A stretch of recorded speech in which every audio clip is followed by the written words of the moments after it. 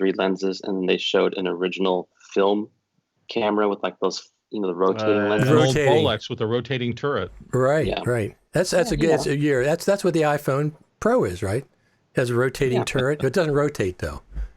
It doesn't rotate. That'd be cool. A little rotary thing. Yeah. Little button on the side. And it would be great if you can control it with another iOS device. Yeah, there you go. There you go. So the interesting thing is each one of those lenses has their own camera, right?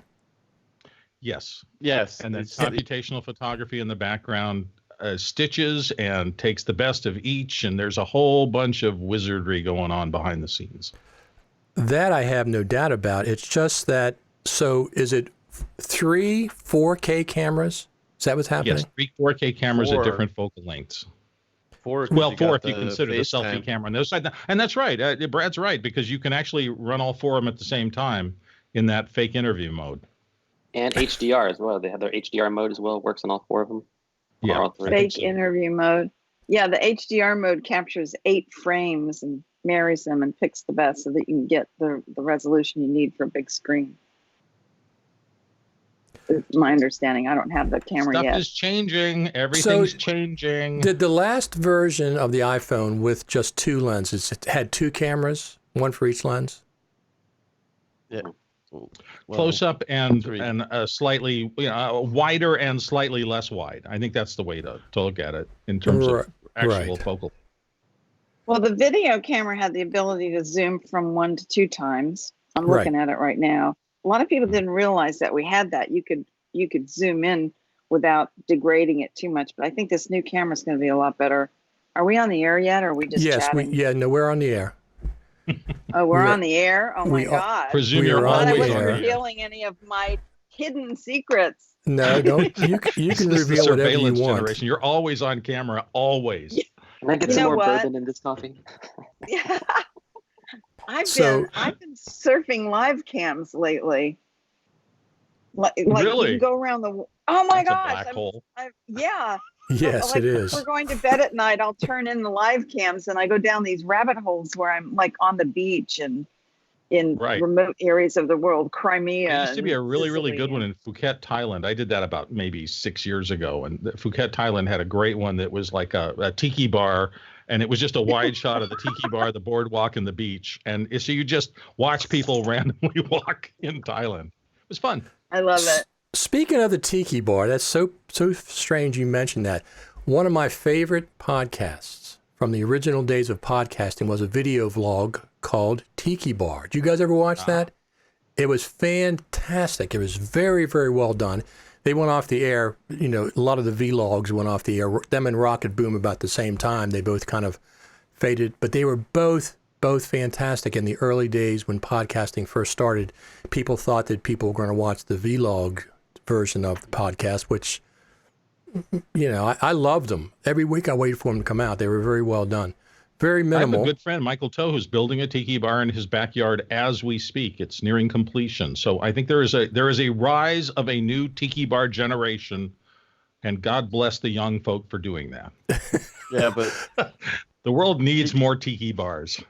God bless the young folks. Limits, so God bless the young folks for doing that, and God something else them for doing vertical video. So we'll talk about that a little bit later. Hey, what's wrong with vertical video? You can watch it when you're lying in bed. I'm just kidding. You know what I do? I've got. Go ahead, Serena. Well, first off, let me introduce everybody. To the point where I get annoyed if somebody shoots in vertical and I'm looking at it on my phone. I'm going, stop. You listen. Let me introduce everybody first. I mean, to my left, horizontal on them. To my left is Mr. Bill Davis from California, not Bill Davis from Apple. Hi, Bill. No, not the same one. Not the same one. Bottom and no left, one's going to confuse us. Trust me. Bottom left is Tony Gallardo from Texas, right? Howdy, howdy. Yes, sir. No barbecue today, right? Not yet. Maybe. We don't know. I could be barbecuing right here off the side. You don't know yet. That's absolutely correct. In the middle on the bottom is Miss Serena Catania. Hi, everybody. OWC Radio and a bunch of other things, Lumberjack Systems, which Philip and Greg are in IBC, right? We'll be talking about that. Yeah, Philip and Greg are in IBC, and we emailed our friends and family of Lumberjack and told them you could have coffee or lunch or beer or whatever with Philip and Greg. So contact them. Absolutely. Or look for the shirts. And all the way at the bottom right, Mr. Brad Olson from Off the Tracks. And Hello. Brad's got a abridged version of that on YouTube, which we'll plug maybe a little bit later. Right? And is Brad standing in front of his Blackmagic Pocket Canema 6K in a rig? Oh, he is. Is that it, Brad? That's it Ooh. right there. Fantastic. Yep, that's the one. Fantastic. But Now, I what think is that? Tony might have a surprise for us too. What does that Maybe. cost without a lens? Without your lens? $2,500. Wow. $24.95. Wow. Absolutely fantastic. Those cameras, Blackmagic does amazing, amazing stuff with their cameras. The first the 4K, now the 6K. Are you going to shoot in 6K, Brad? Tony?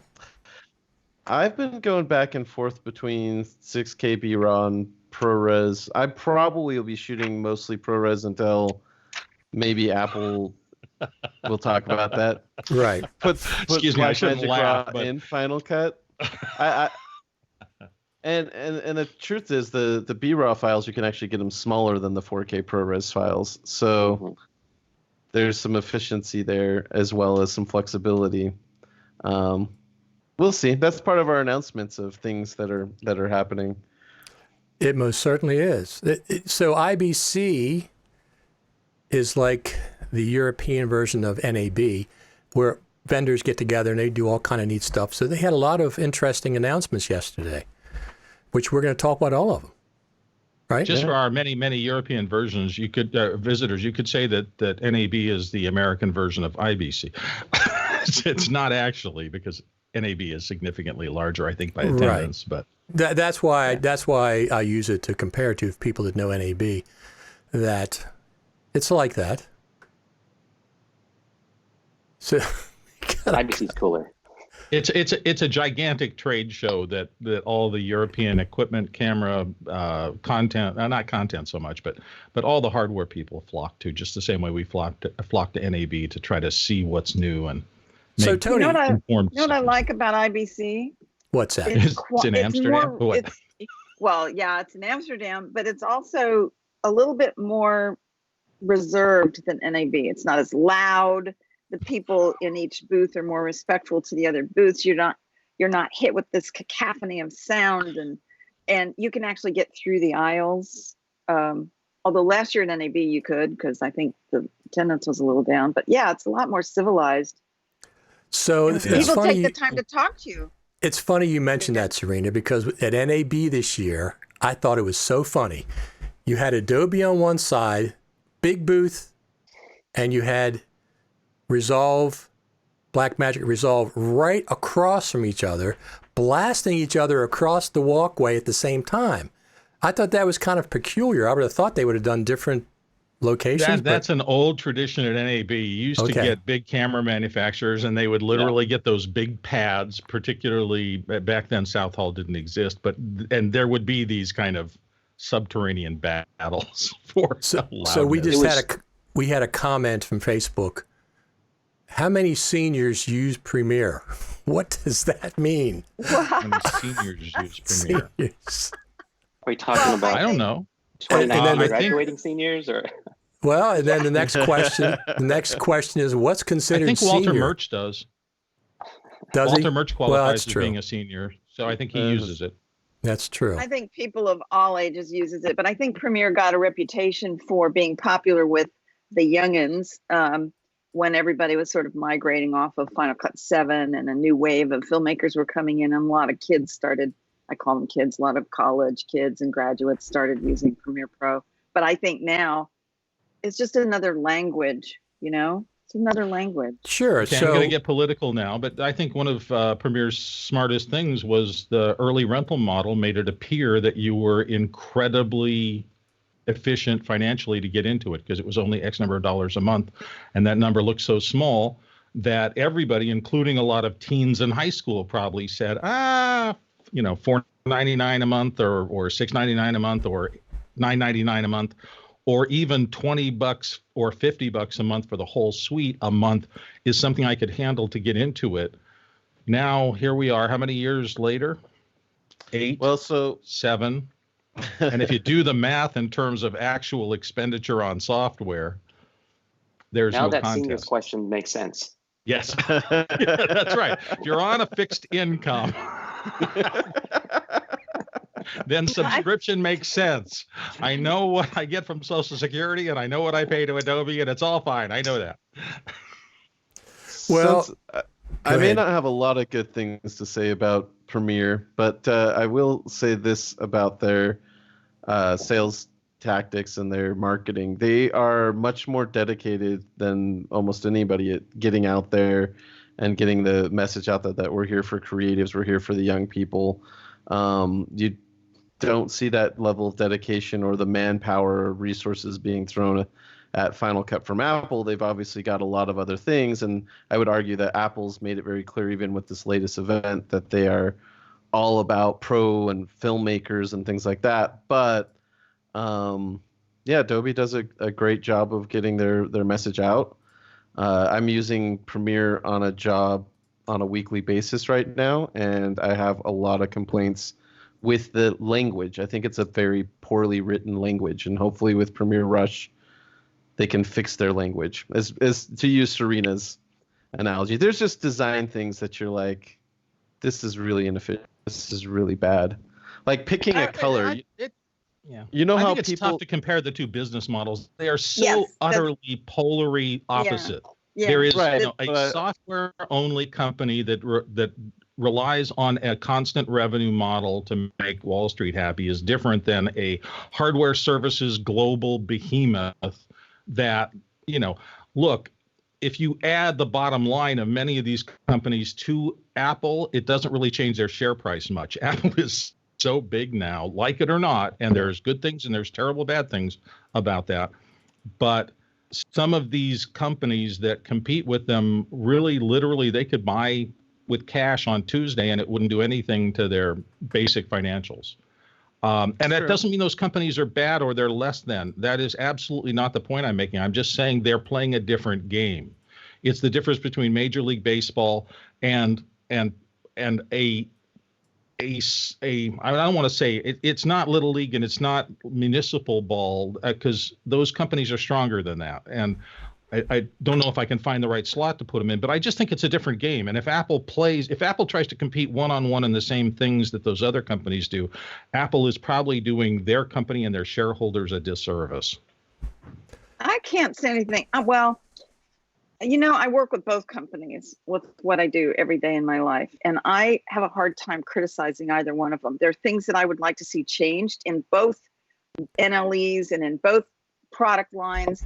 But for the most part, that's why I always say it's just a different language. And I live with both of them every day. Lumberjack, we're working with the Adobe world with Premiere now for our Builder application. But as a photographer and as a designer, I work with Adobe products every day, and I edit on Final Cut Pro. And so I don't know. I don't want to criticize them because I know people from both companies, and I see how hard they're working and how much they care about what they do. And so, I'm always sending little notes about, hey, this sucks. I'd like to see us do something different, but I don't know. But I think one of the differences is that Apple was able to basically start from scratch again and kind of redefine what they consider to be lean and mean and look to their future versus like you have Media Composer and Premiere. You really can't change it too much. You still have to kind of have a way back. So you end up adding on a lot of stuff, and it still works, and it works great for a lot of people, but it's harder when you have to keep the existing and add to it versus just like. I totally agree with that. And just look at the announcements from last Tuesday that Tim made. Particularly, as soon because he started with Arcade, right, and then he went to Apple TV Plus, and the wow in the first portion was when he announced the subscription cost, right? So, $4.99 a month, and it hit me. My brain immediately went to, my God, it's because of the base. They have such a gigantic worldwide base that money times the number of consumers that they have that are interested in their products, that want to tap directly into these things, means massive cash flow immediately. I mean, everybody, and they're also going to give it to you free for a year, which I think, if you buy any device, right, support any Apple hardware, you get these things to get them myelinated in your brain for a year. I think that's going to drive massive amounts of downstream revenue, which is Apple's primary reason for existing. I mean, it's all companies' primary reason for existing. So the number crunchers understand that when you've got 1 billion people out there and hooked into your ecosystem, and you can get $4.95 a month from them, that's huge. I was a little bit involved with their short film competition, a couple of years ago, which was really wonderful to see Apple working with these young people and giving them money to make short films and then providing resources in post. And I was thinking at the time, I was really excited that Apple is getting more involved in production. There's a culture at Apple about production, as there is at Adobe, but I'm actually excited about Apple TV. I'm seeing everything I want to see on Netflix. I'm kind of working through Amazon Prime Video. I'm not really interested in adding distributors all over the map, but I know between Apple TV, Netflix, and Amazon Prime, probably could get some really good entertainment. And I went off cable years ago. I haven't had cable for years, standard cable. Right. The thing I have to say about Apple TV, a couple of these new shows look pretty interesting. The one about the morning newscast that has a nice group of people, and that one about the people that are blind in the future. It's called C or something. Yeah. That looks really good. But the problem with Apple is they're not going to do risky stuff like Netflix and Amazon Prime does. They're not going to show nudity. They're not going to show extreme violence. They're not going to do that stuff. So some of the best programs that I like on Netflix and Amazon Prime are, unfortunately, or whatever, they're violent.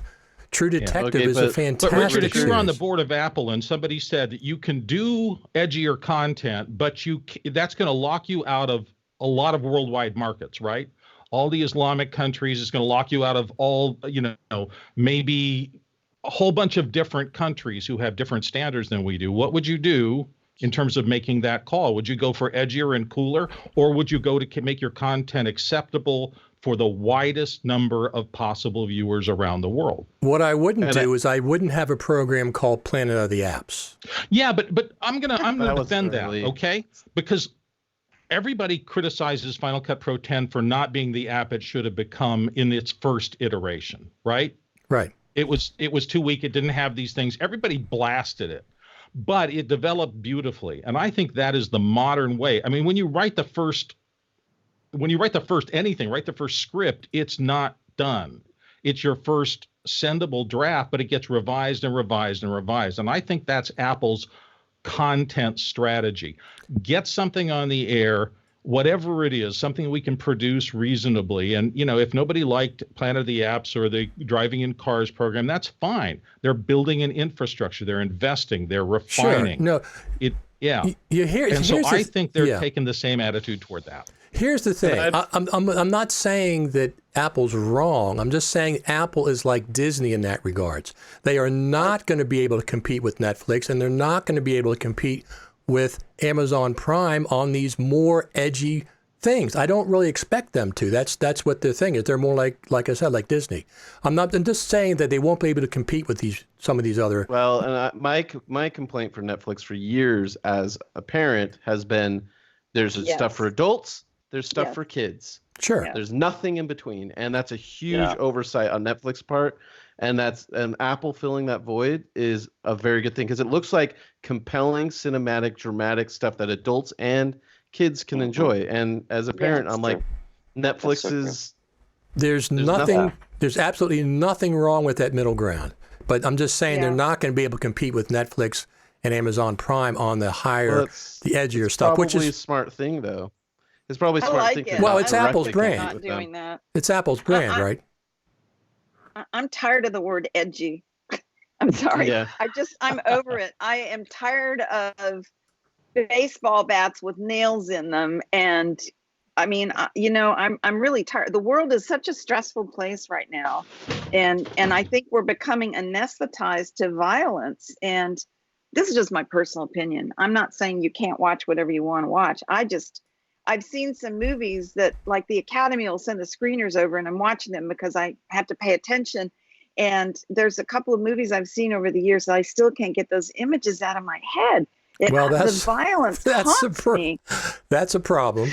I understand that. There's some things that I will not watch if I know in advance, but there's other things. I thought that the True Detective series was phenomenal. I thought it was phenomenal. All the seasons so far. Quentin Tarantino's very violent. We know that since his very first film was violent, but some of it's brilliant stuff. I mean, it's absolutely brilliant. So now the thing about Tarantino to me is his violence is cartoonish. It doesn't, it's when the violence gets real to the point where I'm thinking that's really happening to whatever, that's when I feel uncomfortable. Tarantino's is more cartoonish.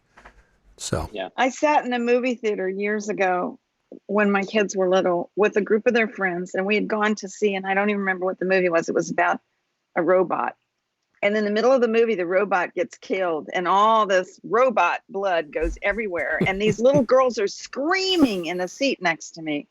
And I knew people at the MPAA at that point. I called them and I said, how dare you rate this movie fit for children? And they said, but it's not real. It's a robot. And I said, yeah, it's real to these kids that are watching it. That's absolutely correct. Anyway, that's absolutely correct. I hope this isn't too political. That's just my personal opinion about it. I have a 13-year-old granddaughter, and she actually said to me the other day, because we were talking about programming on Netflix and we're trying to pick a show. And I said, well, isn't that rated R? She goes, Mom, I'm in junior high school. I've seen it all. So, do we want our kids is it okay because they've already seen it all? Or do we want to somehow let them grow up a little bit more slowly? So that's we just got a comment from YouTube. Brad Olson, I love Off the Tracks. There you go. Yes. Thank you. It's awesome. Let's change the subject. and I bleeped the only F word in it. Sorry, Mike Matsdorf, but I wanted the kids to enjoy the movie. Mike dropped an F-bomb? I know, shocking. Did you bleep it? This is something everybody has to, and that's the problem for all of us. And God bless it, I do exactly the same thing. I want content that is right for me. Sure. And Tony wants content that's right for Tony, and Brad wants content that's right for him and his kids. And we all should be able to get that, but that's a tall order. Those aren't the same. I watch a spectrum of things. I just like the idea that I can grow up with and watch some stuff with my kids too. No, absolutely. That's absolutely. That's why I said the Apple it fills a certain place, but you expect them to not have these violent things and nudity and stuff, and I expect that from them, but they won't compete with the other networks on that kind of stuff.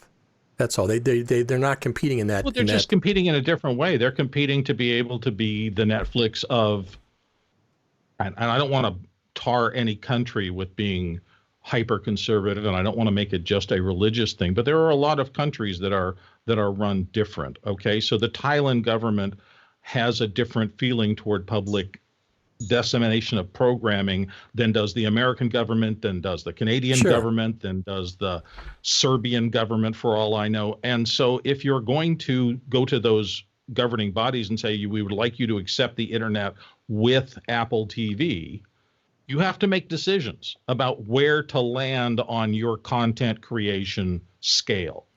And I just think that's what Tim Cook and the rest of the executive team have said. Look, we're not going to be the edgy thing. We're going to try to find quality that's outside of edginess, right?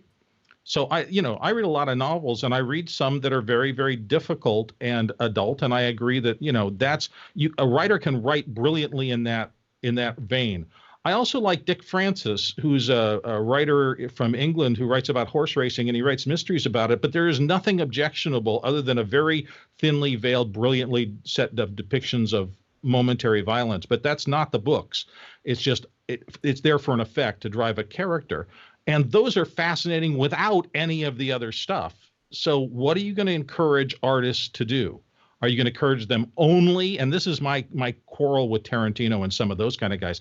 It seems like every time there's a lull, there has to be something violent to drive the narrative forward.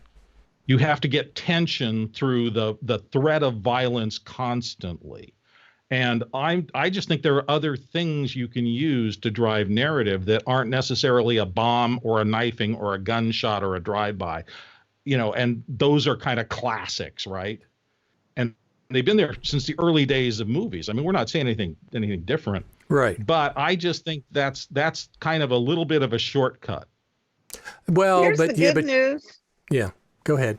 I don't know if it was announced yet or not, but Nielsen was coming out with a new service called Grace Note. Have you guys heard of that?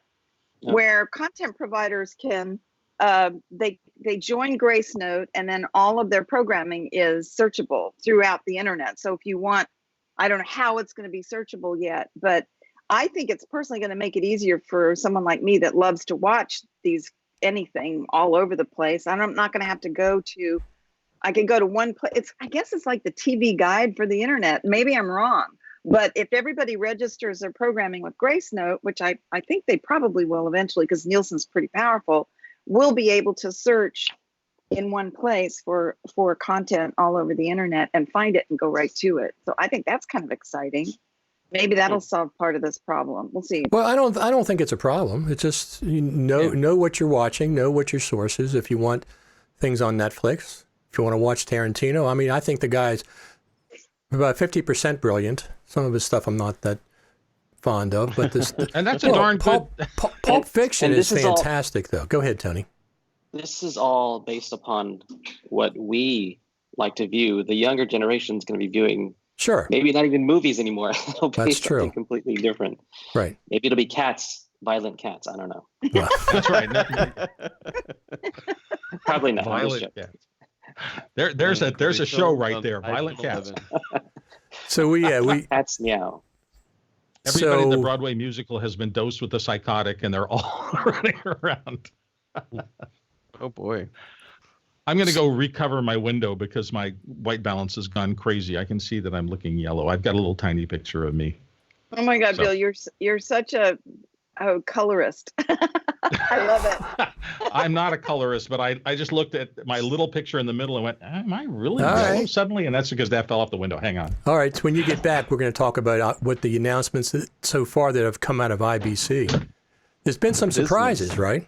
So Tony, earlier you said that IBC is cooler than NAB. So have you been to both then? I have not. I just it just seems like this what Serena was saying, that it's just a different pace. I mean, the European market's going to be a different pace. It's not going to be as loud. People who I've talked to have told me that it's not as loud. It's easier going. I mean, like SIGGRAPH. SIGGRAPH is a different pace as well. It's in the States, but it just has a completely different flow and energy than. Or like if you go to E3, NAB. Right? E3 is like, ah! Yeah, it's just so maybe it's based on, I don't know. There's a big wide demographic that goes to NAB, so I don't know. It's just how the conventions are. Some are just cool, chill, and mellow, and some are crazy. Yeah, well, so let's talk about some of the announcements about. Well, did we talk about the iPhone yet? We should talk about the iPhone first. Get that out of the way. Kind of touched on it. Well, I think we were off the air when we were talking about it. So the iPhone came out with the Pro version, which has the 3 lenses. It has 2 times optical zoom, the regular lens, and then the ultra wide lens. And 3 cameras, 1 camera for each lens, apparently. 4 cameras. 4. Oh, for the other one facing the other way. Right. Yeah. 3 in the back, 1 in the front. And all four are 4K. Yeah. That's amazing. 60 frames. That's amazing. Now think about the number of pixels. Friday. Yeah, think about the number of pixels processing to get those camera things recorded. Yeah. That's pretty astonishing. So that new Bionic chip has to be just screaming in there. So they've showed with Filmic Pro you can record 2 at the same time. Can you record 3 or 4 at the same time, do you think? I think you can show 4, but you can record 2. Okay, yeah, you can show 4 and 2, I think. Yeah, and you don't need Filmic Pro for that feature. It's built in. You can record 2. No, I think they only showed it with Filmic. You need Filmic. Okay. Yeah. That's interesting, isn't it? It think is. it'll be fantastic, though. Maybe they're buying. Really cool. I noticed that one of the things that Phil Schiller said when he was. Oops, go ahead, Serena. No. Go ahead. Well, I was going to say one of the things that Phil Schiller mentioned in the keynote was that this display on the new iPhone is the highest resolution display Apple has ever manufactured. So it's going to be interesting to see how well it works in terms of colorimetry and the rest of that. I mean, remember in the old days when we had to just put a scope on everything and make sure that everything was perfect, and monitoring was a process of spending vast amounts of money. And I'm beginning to suspect that some of these iDevices are perfectly acceptable monitors for the color spaces that people are working in today. Well, that's a pretty huge change.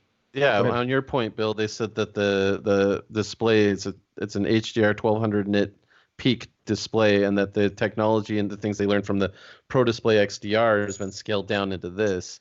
And imagine that we're going to probably see an iPad Pro coming out, I don't know, this year and early next year, that'll probably have a similar display that you could use as a broadcast HDR color monitor because it's just that good. So, I mean, that's a whole different ball game. It really is. I mean, that's going to change the display realm. If you could use an iPad Pro, let alone that new $399 iPad that Phil talked about, or that I can't remember who it was, which of the Apple people talked about the stage, but $399 for a basic iPad. $329. $329. You're right. $329. Education $299. If that turns out to be a decent basic little field monitor, that's also a game changer. What what I think was really great about the Pro iPhone was the battery life. I mean, if you're going to have 3 cameras and be able to record multiple streams, and you're going to have a display that's pushing all this brightness, that battery life is super important. The fact that it wasn't just an incremental battery update, it was like you get 4 to 5 hours additional battery time. Right. You're going to need it on that phone. That's a good point, Tony. Once you have those protruding lenses, there's no sense in making the phone thin anymore, right? So they made a thicker phone with a better battery. And then my case broke, actually. I don't know if you can see that. I had a moment lens on it, and the case broke, so now I can't use the lens anymore.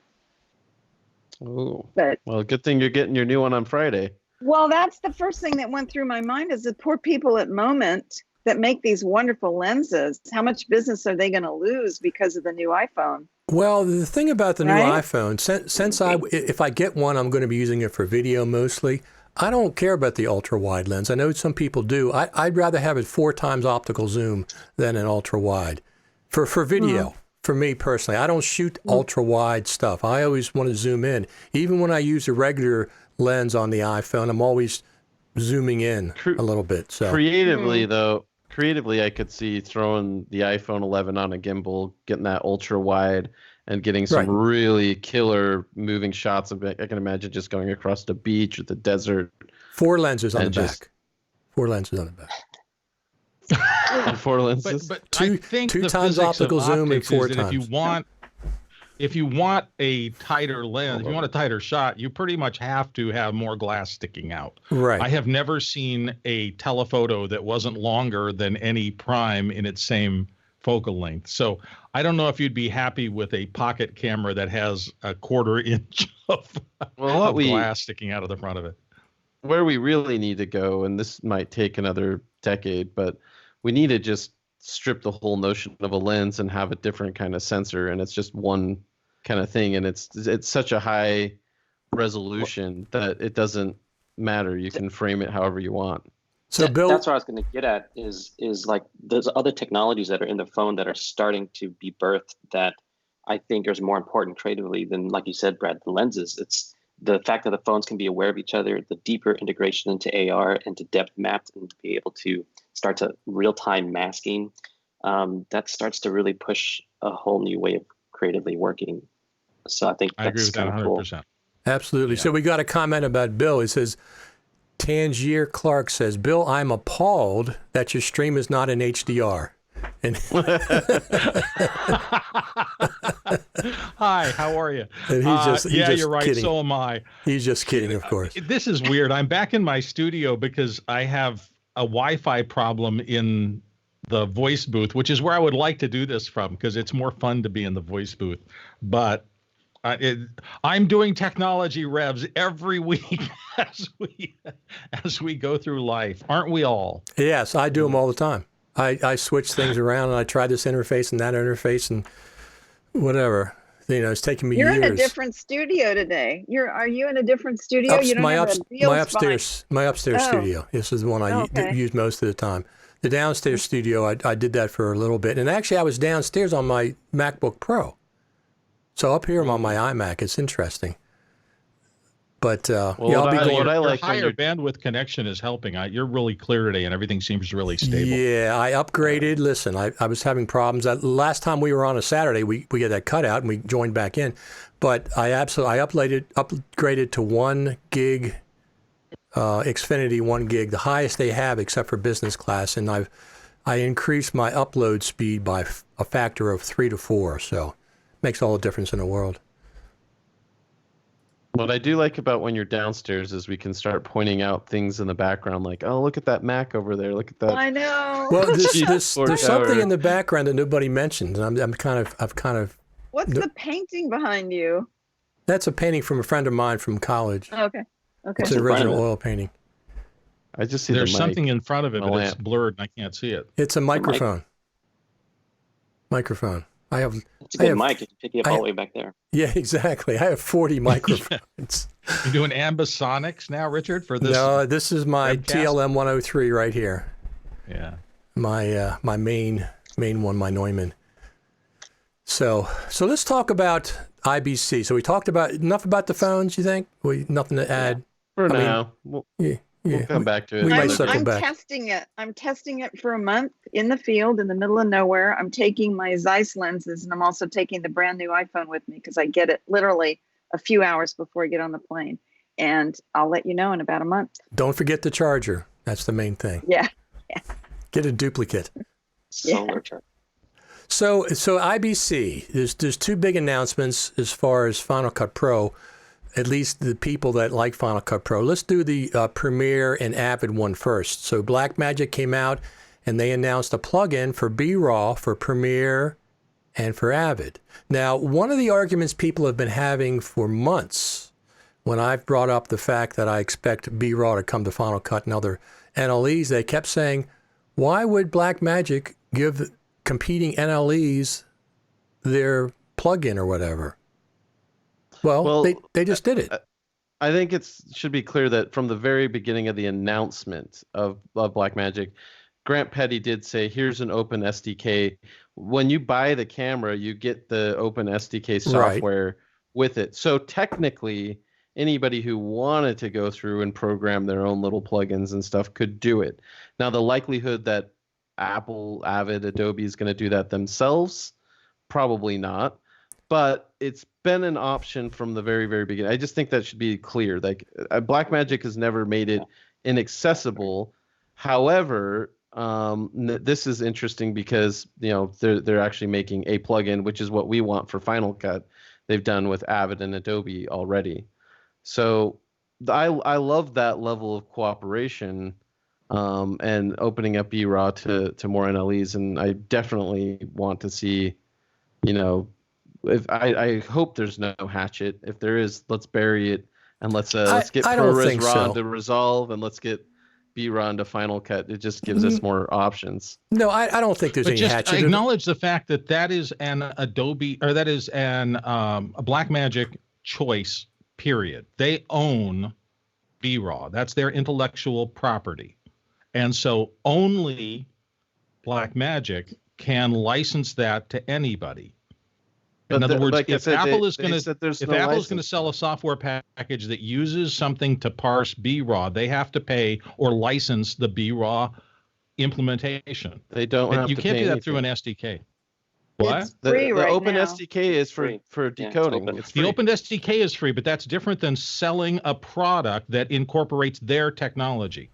If they're selling an NLE and that NLE has buried within it the ability to use their proprietary encoding format, they're going to have to pay royalties. Well, hold on. You can't encode to RAW. So first of all, that should just be thrown out the window. You can in a camera, but you can't like in an NLE. You wouldn't export BRAW, right? But the decoding thing, what I'm saying, Grant made it very clear. It is free for anybody, no matter who you are, to implement it using the Open SDK. That's the point of it. So it's not an intellectual property secret thing that you can't use it. Anybody who wants to decode it can. Now, is Apple going to take the time to write their own plugin? No, they're going to want Blackmagic to partner with them, work with them. Like Canon that's did. confusing to me because Canon and all the rest of the codec owners have had to create licensing agreements because for a while you don't get them, and then suddenly Canon allows you to use their intellectual property. Right, you're right, but it is a little unprecedented. But that was Grant's announcement right when he announced Blackmagic RAW. He said this is open for any software developer to implement in their software. He said it very clear. It's on their website. It's very clear language. But then I've been misinformed. Well, there's a couple of things. Number one, these agreements and things with plugins are multi-dimensional. It's not a single dimension. Just because Grant said that everything, the SDK is free, I don't think it covers every application. But the interesting thing is that Blackmagic wrote the drivers. They wrote the drivers for Premiere and Avid. Premiere didn't write it, and Avid didn't write it. Blackmagic wrote it and gave it to them. Yeah, and I think that's what they would want to do with Apple. And the question is, why is Apple left out of the party? And that makes me a little sad. Well, we haven't had an update for a while. 10.5 maybe it's because 10.5 is out. We saw with was it 10.4? Canon RAW Lite came into Final Cut with 10.4. Right. So there's a chance that we'll see it with 10.5. I'm not saying we absolutely will. I hope we do. And I saw on with Twitter Canon's permission, and that's my point. Canon has to agree to allow that to happen. I don't think you can just roguely. Oh yeah, with Blackmagic RAW, anybody can put it in. Go to the website. It's very, very clear. Blackmagic's a little different. Yep.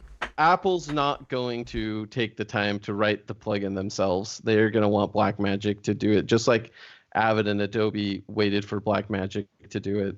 Apple's going to do the same thing. However, there's a thing in intellectual property where if you don't defend your rights to your intellectual property, you lose them. That's how IP works.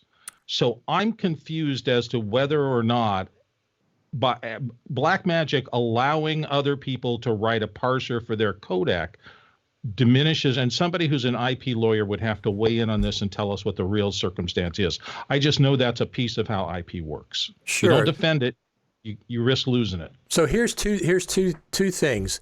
We're going to get into the next thing in a minute. So Blackmagic, once again, they wrote the drivers for Premiere and Adobe.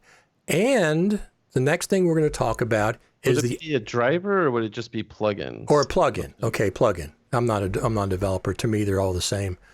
Okay. Plugins, drivers, whatever. They wrote something, but Blackmagic did it. They didn't say Adobe write your own plugin. They didn't say Avid write your own plugin. Blackmagic went ahead and did that. I'm pretty sure the same thing's going to happen with Final Cut. Final Cut might be a little more strict in 10.5 whenever it comes out this fall. But here's the other interesting thing. So the next thing we're going to talk about is Avid adopting ProRes RAW, and Apple wrote the 64-bit decoders for DNxHR and DNxHD. They did not say, Avid, you write them. That was the trade-off. Apple wrote them. And here's the thing, too, that's overshadowed by the ProRes RAW is that also that means ProRes on Windows for Media Composer, too. Yeah. Right. That's the other thing. That's huge, I think. It is. Absolutely is. That was the next thing I was going to talk about. Was it Scratch or ColorFront? One of the DIT kind of apps allowed you to do ProRes RAW on Windows. Now to have it in a major NLE, I mean, Apple clearly wants ProRes and ProRes RAW to be available everywhere. I think there's a difference with the way Apple works, which is it has, like Bill's saying, they are protecting the intellectual property rights of ProRes RAW. But my understanding is they're kind of giving it away to just people that can prove it works well in their system and that they want to partner with. I think it's also a difference of the ability to decode a codec versus the ability to spec encode a codec. Is whereas BRAW, you don't have to worry about encoding because maybe it is proprietary to that camera and to licensing on that encoder versus like you could decode, you can play back ProRes on Windows, but you could never encode it.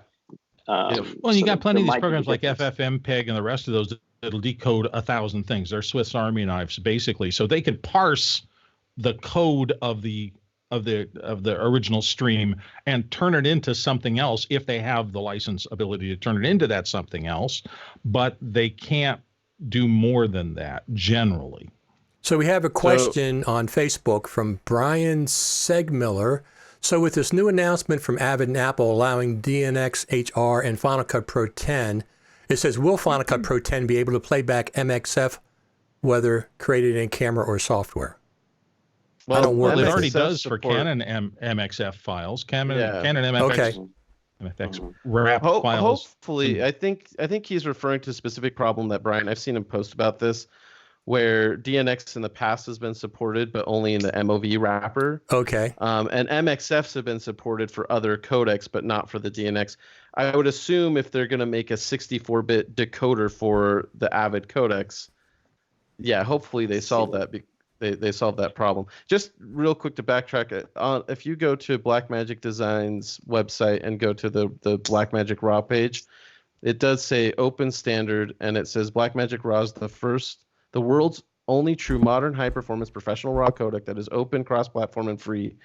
The codec is supported to be an SDK. Best of all, there are no hidden licenses and ongoing fees. So it's been designed to provide the industry with open and elegant and standardized high quality, blah, blah, blah, blah, blah. Anyway, it's free, it's open, no licensing fee.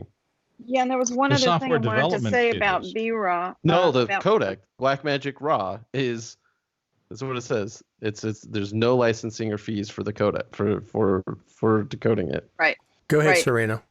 Well, I just was going to say, I'm glad we kind of hopped back for a minute, because I think if I were Grant and I was watching these third-party applications that were starting to come out that were allowing Premiere Pro, for example, to use BRAW, I think it was called BRAW Studio or something. I never used it because I was shooting with Blackmagic cameras, but I think that he's probably watching that and he's going, why should I let somebody else take advantage of this? And he jumped in, and now he's with Premiere Pro and Avid, maybe just from a business standpoint.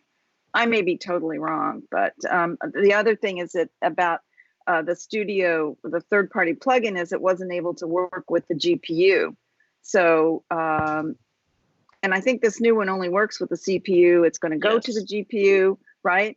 But at least it's in Blackmagic's lap now, and they control it, and that makes sense from a business standpoint, I think. You're talking about going from because Cinema like DNG will BMRAW work on Afterburner smoothly when that there's just a lot of tie-in stuff that you have to figure because Afterburner is optimized, as I understand it, for ProRes codecs. So far, is your Afterburner that you paid a lot of money for in your new Mac Pro going to handle BRAW the same way it's handling Apple ProRes RAW? I guarantee out of the gate, no. In the future, hopefully. Yes. So that's a competitive advantage for Blackmagic, getting more people to adopt BRAW, which is their business appropriate process. But you got to look downstream on some of these things. Yeah, Blackmagic RAW is insanely efficient. It's crazy to me that on my little MacBook Pro I can be playing back these 6K files without issue. They have a little speed tester like they do with the disks for your CPU and GPU, and there's aside from maybe like 8K 60 frames a second at the highest bit rate, I can pretty much play back all flavors of BRAW smoothly on a laptop. Like that's. And part of that is because it's doing debayering in camera, and so it doesn't have to do that on the computer. But they've definitely done a lot to optimize this codec in their own way. As Apple, and they're successfully pushing you to edit in Resolve by doing that, which is a sensible business Well, because it works. We it can't all works. do it. You get more people to buy cameras. They may not be wanting to purchase said cameras if they're used to working in Premiere or Media Composer. So why not make the ecosystem broad? Most likely, all roads will lead to Resolve in some form or fashion, whether you do the offline and somewhere else and you do the final conform and color. Eventually, people may even realize how easy it is to just do editing in Resolve. So it works in their best interest to just have it available to all platforms. It means more people will adopt the cameras. More cameras means more licenses to Resolve. I think it just helps each other, just feeds. And if I'm not mistaken, So you're telling Magic us, Tony, buffet. that for the future we have to go back to tracks. Well, they do have it's still track based, but they do have their cut page, which is coming along. Maybe. Oh, yeah. maybe. Unless they manage to break Apple's IP on all the stuff that they built into Final Cut. But the only That'll be cameras that interesting. record Blackmagic RAW are Blackmagic cameras so far, right? Right, but they did announce that the Blackmagic RAW, there's a Blackmagic monitor that's a monitor recorder, kind of like the Atomos, that will record BRAW, and they've announced that they are partnering with some camera manufacturers to be able to record BRAW. So it'll be like interesting. Atomos. That's interesting. Yeah, it's the same thing that Atomos did a year and a half ago with ProRes RAW. Yep. They have a licensing agreement for a limited time. It says just Tony, us. Do you know is it just the EVA one? What is there a list of cameras? I thought it was the the FS5 and the EVA 1 that you could go to their new the little monitor they have now, the 12 gig. So they're breaking that open as well. Yes. Raw output from the camera into their recorder. Yeah, and now what Blackmagic has to do, which ProRes RAW doesn't have to do, is because they have to do that half debayer in camera, they have to work a little bit more closely with the camera manufacturers to make sure that they understand their Bayer pattern and the best algorithm to debayer. Grant mentioned that in the announcement that they really, especially for the EVA and for the FS5, they had to, from the sensor data, really work with it to make sure that it, that they could debayer it properly. So they're going to have to do that on their end. But whereas ProRes RAW, it's all the debayering is handled on the computer. So it doesn't mean there's as much stress as far as making sure the output from the camera and the recorder can handle it. It's like it's a software thing that can also be iterated over time, whereas Blackmagic's got to kind of get it right out of the gate. And their color science is pretty good. Surprisingly. Yeah. I haven't heard a question. Go ahead. Sorry. Is speaking of ProRes RAW, what kind of controller are we going to have in Media Composer? That's a great question. Is it just playback? I mean, you've got to be able to dig in and, metadata controls to be able to bring your ISO down or color temperature. So I wonder how that's going to be handled. That's a great question. I would say, talking about it. I would say 10.5 will have that answer for us. And 10.5, but the fact that Media Composer. But that's a Media Composer thing. And Media Composer is, if anything, a bit slow to adapt. Well, but they're Media putting Composer ProRes RAW has in first third-party NLE to have ProRes RAW. That's pretty surprising. It's absolutely, and everybody in the Avid side, I'm sure, is happy. But we know that Avid tends to have to balance on a very small fulcrum point let's take care of the people who want to go into the future. But we've got to take care of those people who want not to mess with their workflows because they're too valuable. Yeah. So their ability to move quickly to new things tends to be slow. And that's probably a really good thing for the people who are doing these multi-million-dollar television shows on it week in and week out and just can't see their workflow break for a software update. When I said we've all heard those stories of people who are on 6 versions back of Media Composer because it works. They're not going to mess with it. When I said 10.5, what I meant was I doubt that Avid's going to have the ability to work with ProRes without Final Cut Pro 10.5, also incorporating the same controls. If Avid had more controls than what was available in Final Cut Pro 10, that would be a problem. So when I said 10.5, I said, when 10.5 comes out, perhaps both will have controls. Because Media Composer does not really work with RAW files, or you don't really think of it doing that way. So I mean, they do have Red RAW support, right? But you do, but not a lot of people use it. Who wrote the controls for the RAW? Can you access the I've never done it. I mean, that's a whole work on thing. Avid. I don't know. So but yeah, Red RAW has controls in Final Cut. It's not as extensive as Red Cine X, but you have your basic camera, setting controls in Final Cut, and your color space and your gamma and your ISO and all that. So I don't know. They wrote the plugin for it. So I imagine Apple's got to be writing something. So it's interesting that this announcement came out at IBC that Avid and Apple are cooperating with each other. And in one respect, Avid says, okay, we're going to adopt ProRes RAW. And you know darn well this was going on behind the scenes. And then Apple came out and said they're going to provide the 64-bit codec decoders for DNR XHR and DNX HD. So they both said, okay, that's a fair trade, or they agreed on it. So I can't see why that won't happen with Blackmagic as well. I think we're waiting on the next update to Final Cut Pro before we see that. Yeah, I love the internet chatter that. The internet chatter that popped out early about, oh my God, when Apple goes from 32-bit to 64-bit, everything's going to stop working. And now here over the course of time, we're seeing all these companies go, well, no, this is not going to really happen. We set a marker here. 32-bit old, 64-bit new, better. We're going to kind of make sure that everybody moves to 64-bit so that we can do what we want to do and make things fast and performative. Is that even a word? And so here we go. Yeah, I mean, I can just imagine though some upset behind the scenes in that Apple did list Avid codecs specifically on that list of things that were 32-bit dependent, and Avid had to come out and say, well, it's still going to work at Media Composer. And I'm sure that there's a lot of editors in Hollywood on Macs. They may not be using Final Cut like we'd love for them to do, but they are using Macs. And I'm sure they don't like the idea of not being able to open their exports or their original camera files in the Finder or in QuickTime. So, it's a problem that I'm glad that in the spirit of cooperation they solved.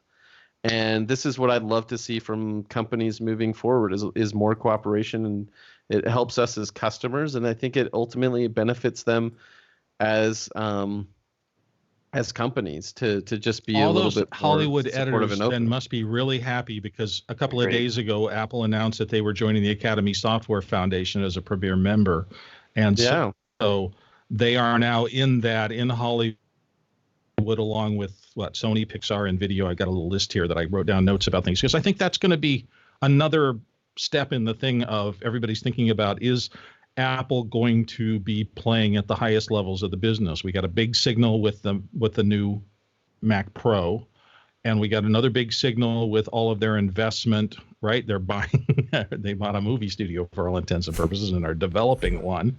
And now they seem to be playing with Hollywood's biggest players in some of these standard setting things, just kind of gently and slowly but robustly moving themselves into the highest levels of content production.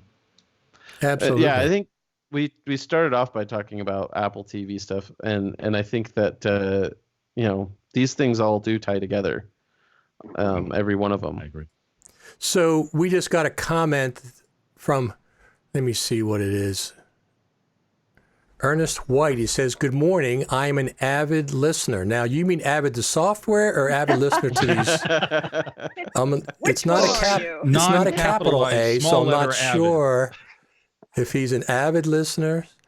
So I'm not sure what he means by that. So let me go over a very clever trick that came out this week from, I read it from Mark Bach on Twitter, but he got it from In the Socks of Final Cut Pro, that French Twitter guy. So create a sparse disk image, set it as media destination in Final Cut Pro, generate proxies, on the go, take the library and the disk image on a separate drive and mount it so you can take your proxies with you. Oh, clever. Very clever. Very clever. Proxies in a sparse disk bundle. I've been working with sparse disk bundles. Gosh, I can't even talk this morning. For I think probably the entire 7 years of 10's life, and it is a workflow, not for everybody, but it is a workflow where if you encode your card or your drive or whatever you shoot on as a sparse disk bundle, it's really useful because on double clicking, from whatever attached volume you do, it mounts looking exactly like the card. And you can duplicate as many copies of that sparse disk bundle as you want and throw them into archival storage. And whenever you open that archival storage and double click on them, for Final Cut Pro 10, it looks and sees the volume exactly as if you put the original card in. So it can be really robust. So now if you can bundle proxies that way and have 10 open it up and see them and automatically relink to them, that I would guess would be a very powerful way for mobile editors to work on proxies. Right. I really like that idea. Yeah, to bring proxies with smart idea. Mark, thank you for saying that, because you just saved my life on this trip. I really have weight restrictions, and I can't carry I carry big RAIDs. I'm going to have to work with proxies if I'm going to do anything at all while I'm gone. So this is great. Yeah, that's a great. Try it. Now, once again, to be clear, Mark retweeted that, but it was from FCPX in the socks of Final Cut Pro. It was a French guy. So, and Ernest clarified. He says he's an avid listener to us, not to Avid. He wanted to clarify that. And Mark is a really smart guy over in LA working on all sorts of things. And so if Mark felt that was worth passing along, I tend to, you get these people that you just trust. You think he's usually really solid on workflow and things like that. And Mark's one of those guys. So I think there's something to be follow up on here. And Mark also gets a personal invitation from Tim Cook to come to not to the Creative Summit itself, but he comes to Apple without going to the Creative Summit. To our trips, he was there a couple of times, and I always tease him. I said, "Where did you get a personal invitation?" He goes, "Something like that." He just shows up there at Apple with us when we go. That's awesome. So Mark changed my life decades ago he was working on that boxing program, and he was talking about doing the editing in Los Angeles and setting the sound files to his sound guy who was in Spain. And then overnight they would come back the next morning and all of his sound work was done when he got to his desk the next morning. And that was one of the things that caused me to think, wow, I could do that. And for a while I was doing 10 and 2, I was starting projects here, sending them to Sam in London, and then they'd go to Australia or somewhere and they'd come back. And it's a 24-hour cycle by virtue of passing around files that can be worked on all the time without anybody losing any sleep. So I think these are workflows for the future. Make contacts in other countries with people who are good at what they do, and then it can ease your life a lot. Absolutely. That kind of makes me think about Frame.io. What announcements have they had? Because they're changing their interface, right? They're speeding up the ability to work in the cloud somehow. Have any of you been following that? It's been really nice. Just the ability to search now and have filters and dynamically shift your searching has been, I love that. Really cool. Yeah. They're doing a lot of great work out there. And I think the way I see it, and I might be, other people might use it differently, but I use two primary services for getting my work out to the world. Inside a team, particularly if the team is diverse and geographically separated, I use Frame.io for almost all of that collaborative up until the program is finished. Once the program is finished, or the work, whatever it is, I tend to move it to Vimeo Pro only because I see that as my public-facing publishing arm.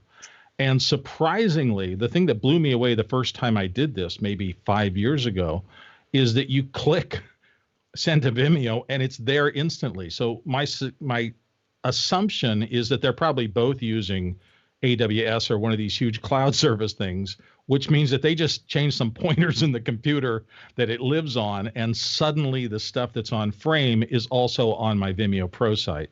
And then that stuff's easier to embed in people's websites, and it's easier for people to get to.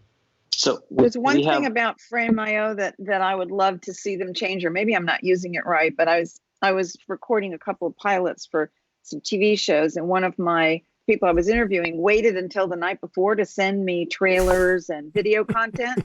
3 o'clock in the morning, I'm having to set up a new account with Frame.io in order to be able to download his stuff and read his stuff. And I don't know, I wish there were an easier way to collaborate without having to go into your own account or create a new account. Am I doing something wrong? You mean you should be able to read. You should be able to get access to files with just your email address because it has to know who you are. But other than I needed signing to up with download them. I needed to download them because we were going to roll them into the live show the next day. They just need to invite you to their project on Frame.io. That's what they did. Or enable download. They probably invited the wrong email. Or as Brad's saying, maybe they didn't set it to allow downloads because usually there's a flag. That too. You can also on the links. Yeah. You can also send them. Yeah, they can make a preview link and then they can enable downloads, so you don't even have to sign into their project. So there's lots of ways to do that. But I assume that they probably just added the wrong email, and that's why it was like, well, this right. When you and I were working, Brad, on Off the Tracks, I had that problem. I had 2 different accounts, one with Final Cut Pro Radio and one under my personal account. I had to make sure I logged into the right one.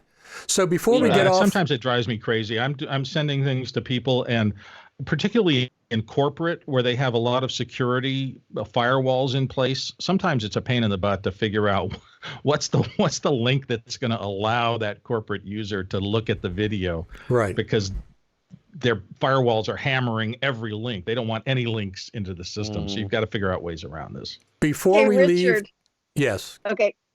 I wanted to ask you, this is just for you because I know you love the vertical format so much.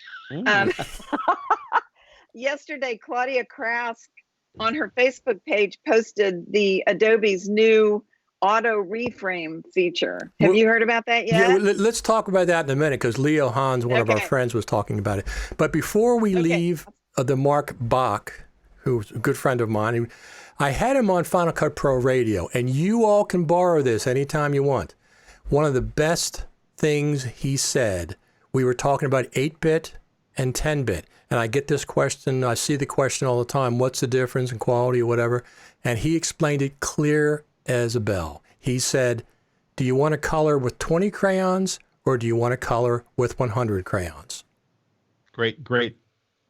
And I always repeat that. And that really explains. You can do the picture either way, but with 100 crayons, you have a lot more finesse or a lot of, whatever. So that's one of the things that Mark said. So, so here's the thing with me with vertical video. If you want to use it, it's fine. I mean, I really don't care. I never shoot vertical video, once in a great while. And something else, when I see a vertical video, because I'm on my MacBook or my Mac Pro or even my iPhone, and it has giant black bars on the side, I go right by the video. I very rarely will stop and watch those videos. They're just too aggravating for me. So keep that in mind. People say they want to do it. It's fine if you want to do it, but I just go right by them. I won't watch them. It's just that I don't want to watch these big giant black bars on the side of the screen. So yeah, I think for those of us who are doing advertising for our clients, and we need to have it compatible in all of like 16:9, the square 1:1, or the 9:16. Now it seems, I haven't tried it yet. I don't cut on Premiere Pro, but it makes me curious about whether or not I need to be doing that. Because does Final Cut have anything like that I don't know about? Yes, this is AI custom frame. Not that it automatically will try to track and reform. Right. Not automatic. And here's the other thing is that this makes me a lot more comfortable that I can shoot in 16:9 without having to shoot 2 takes. If I'm using mobile filmmaking, which I'm doing more and more, right, I don't have to do 2 takes. But you have to think about vertical video when you're shooting. Okay, you can't. So one of the things that Apple could do in Final Cut is just put more graticals, essentially more safe title areas, as opposed to the one we have now, right, which is traditional title safe and action safe. They should allow us to just put in different mats, vertical, wide, square. That would be pretty simple. Vertical video is a massive thing for us at Tomiga. We do advertising. So pretty much every project we do, we have to deliver a square, 1-to-1, and vertical. And that actually translates to, I can charge for that. I can charge for the reformatting because the pacing is different. The timing is different. The negative space is also different of where you put titles and how fast titles are up. One of the things that we do is when we, create a project, we have it all pretty much laid out, proper keywords and events and so forth. But I actually have two master projects or two master timelines. One is for 16:9, and it's got my slate and everything built inside. The other one is actually for vertical video. And so I have Snapchat and Instagram's, I guess you could say their tile safe areas. It's already in there and it's got an overlay. So that way we can accommodate for that stuff. But it's huge. I mean, we have to do that for every project that we do, we'll produce, even if it's all graphics. We have to reformat it and launch it out. But if we're launching to Twitter, or we're launching to Facebook, it's going to be based on their specs. So we're not just sending out. That's completely fine. Tony, did you do that as just a graphic that you have, just for those watching who want to do the same thing?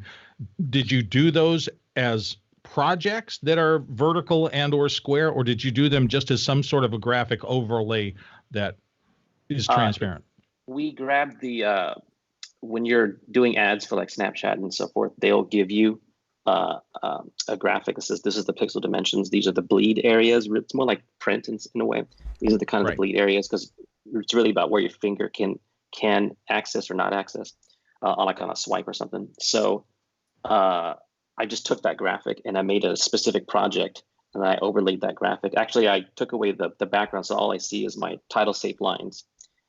So you keyed out the background and just used the lines. So every time I use post haste to make a new that's library, one good way to. It's all built for me already. It's all ready to go.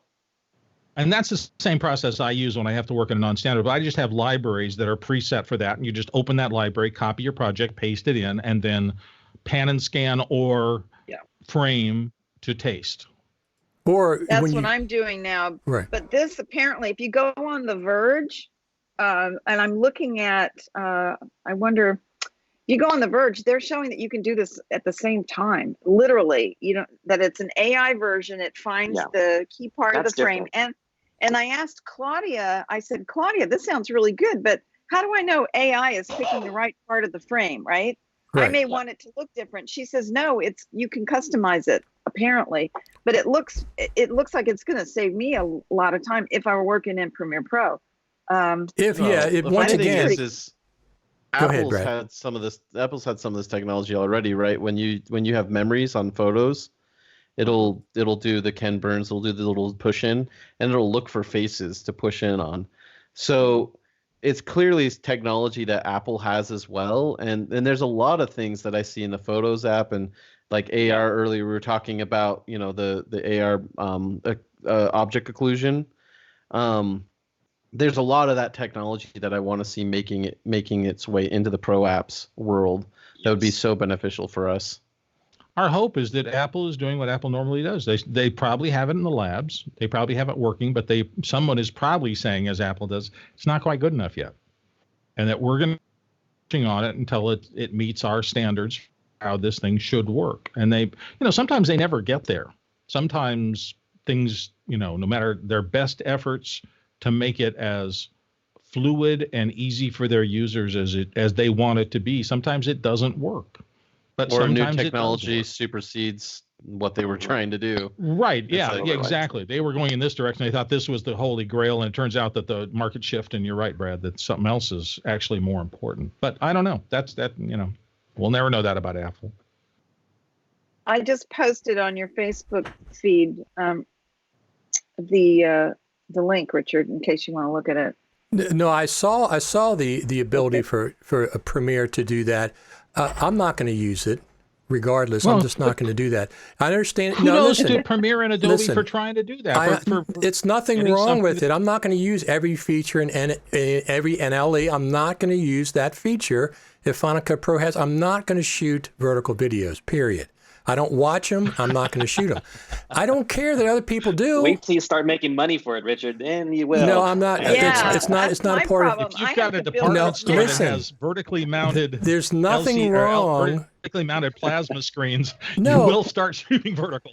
There's nothing wrong with people that do it. I am not going to do it. I don't enjoy vertical videos. I don't like black bars when I'm watching. I can turn my phone horizontal to watch a horizontal video on a phone. I don't have to turn it, vertical. It's nothing wrong with it. It's just not for me. I don't want it. The things that I watch, the films that I watch are all widescreen.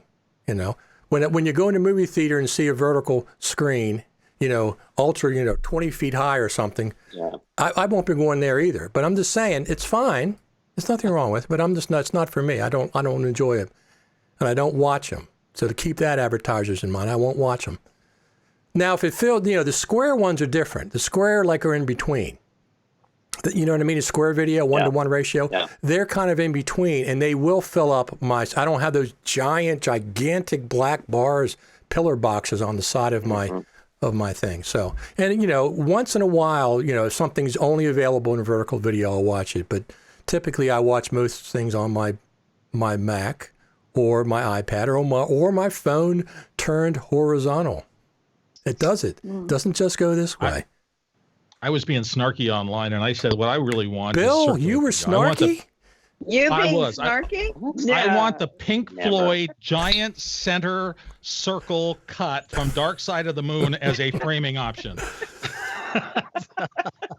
That is the ultimate, because I saw the Dark Side of the Moon tour, and I've never seen video that was more fascinating to me than that was. So we got a comment from Ernest White. He says, now this is a great way to wake up on a Saturday morning. Coffee, toast, and FCPX chat. Wait, where's my toast? Thanks for watching, though. No, like I said, I have nothing. I don't really care. It's a vertical video is fine for people who want to produce that. And the main thing is, if I was going to do vertical video, I would shoot from the very beginning, thinking vertically. But there's some things you just can't do vertical. I mean, Reservoir Dogs. You have the guys walking the entire width of the screen, all the major characters, and how could you possibly do that vertically? You can't do it. So I'm just saying, a different creative mindset. Yes, exactly. It's a different way. That's fine. People can do it. That's fine. I just don't watch it. I don't watch vertical video. So how about the famous Beatles picture in vertical? There you go, Richard. Right? I'm not sure which one. How about that picture of the day you mentioned? Oh yeah, in front of the Abbey Road. Yeah, Abbey Road. Yeah. Did you guys? Abbey Road in vertical. Well, the thing is, I saw the recently. There's a fifth Beetle in the original Abbey Road photograph. A Volkswagen Beetle in the back. Hiding over the corner. It's a Volkswagen Beetle in the photograph. Somebody said the fifth Beetle. The yellow Beetle. The yellow one. That's funny. So what do you guys think about Avid and Apple cooperating? You think that's cool? Yeah. Sure. Yeah. And we hope Blackmagic's going to do the same thing with Apple. They're probably already working on something, don't you think? I would imagine.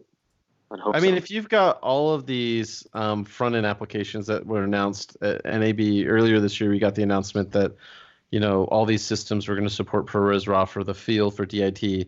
Now you've got the first NLE, with Avid supporting ProRes RAW. I think that it only makes sense for a finishing app like Resolve and others. And I think there was already a finishing app that announced support for ProRes RAW. So it's everywhere. And then you've got, of course, we've talked about this already before, but you've got Apple challenging Red's patent. I mean, I think a lot of things are in the next year or so are going to develop that are going to be very beneficial for the end users. Yeah. Yeah. I've always wondered, since Ken did Rec 2020 and the rest of the new color tabs in Final Cut, I wonder, so the people who on the team who are working on that, what have they been doing for the last 2 years? That's a curiosity for me. I wonder what they've been doing. And I wonder if at some point we will find out. Now, maybe the way they wanted to do color at the next level, right?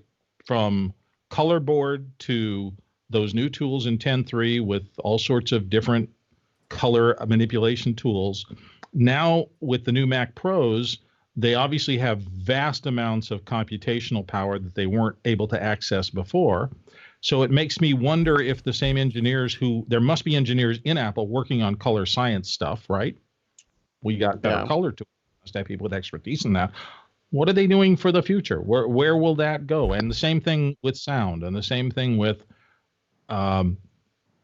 other aspects, search, and the rest of the internal things. I'm always interested, because these are smart people and they're on staff there, and you just wonder what they've been spending their time doing in the last couple of years.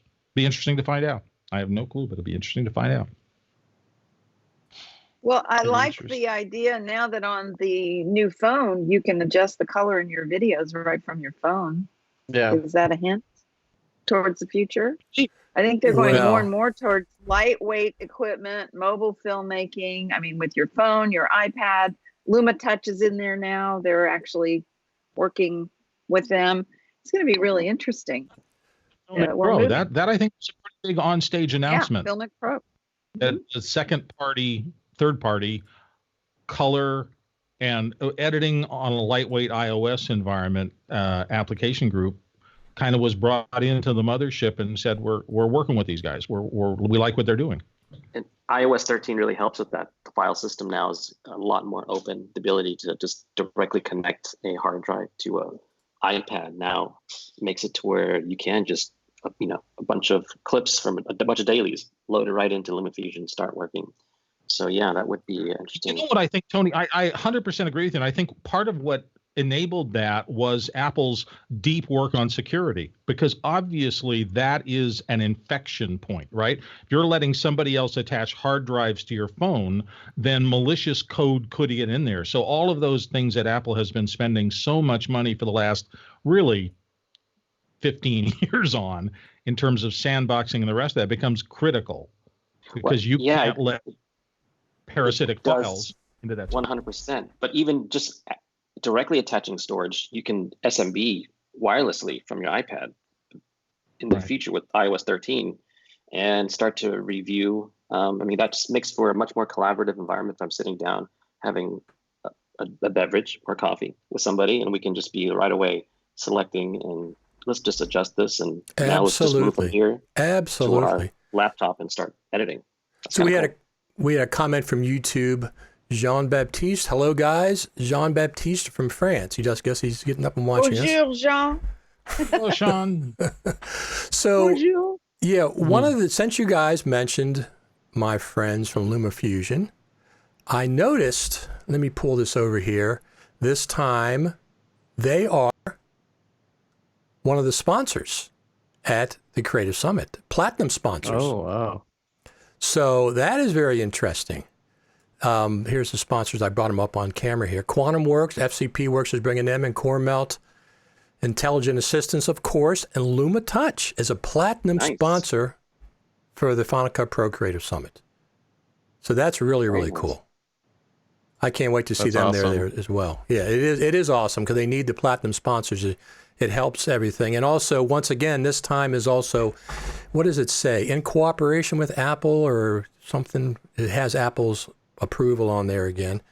So one of the Future Media Conferences in association with Apple with support from NAB. Yeah, exactly. So that's interesting. So there's an NAB official organizational tie-in. Well, because of Future Media is pretty tightly. Yeah. Right, but they've never used NAB branding on anything I've ever seen from Future Media Concepts. Future Media Concepts was always the subset. I mean, you went to NAB, and then Future Media Concepts handled all of those education systems in North Hall.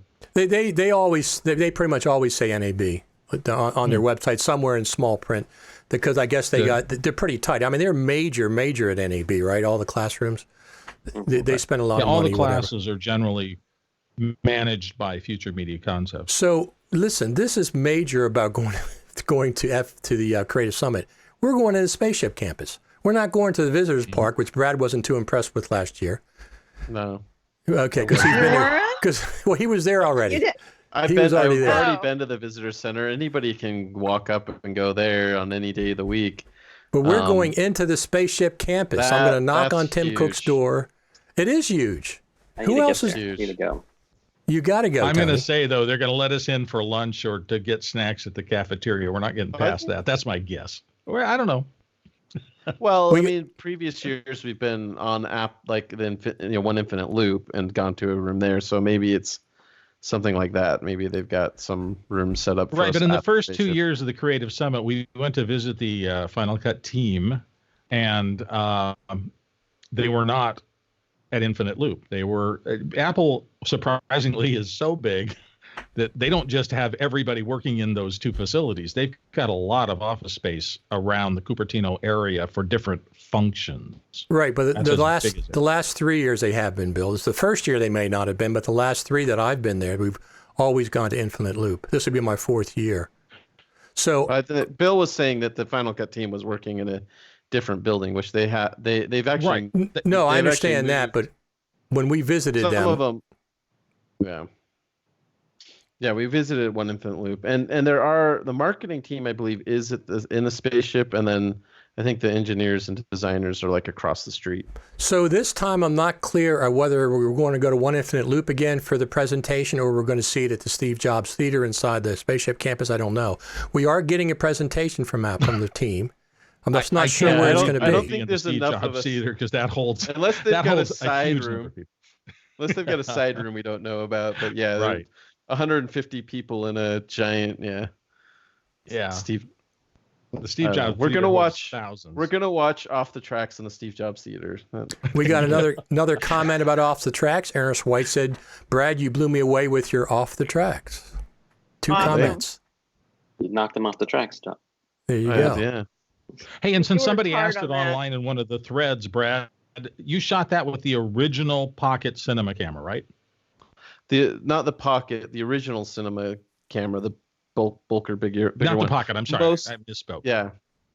Most of it was on the original Cinema camera, and then as you continued through it, you shot a lot of other cameras as well as the project went along. At one point, I had, or I guess for a couple interviews, I had a Red Raven accessible to me, so I used that. And then when I went to LA, I rented a C300 Mark II. So there's a few interviews it's a whole mix of cameras, but most of it, I'd say 2/3 of it is Blackmagic Cinema camera footage.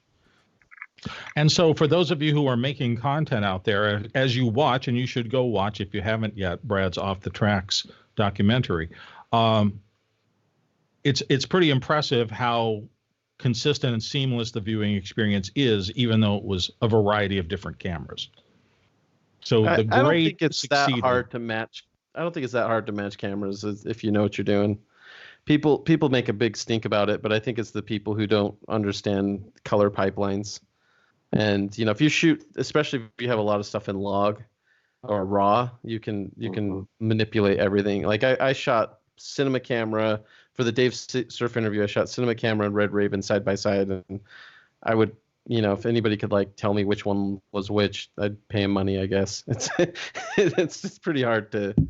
Once you dial in the color, it's hard to really tell the difference. And I'm sure, Tony, in advertising, you've had to mix and match. Yeah, we've got to do that all the time, where it's like we get this footage from here and this, it's, if you know what you're doing, you can make it work. Obviously, you're going to get some things that are just completely, right. Yeah. And you do the best you can. You come up with a new creative way to adapt.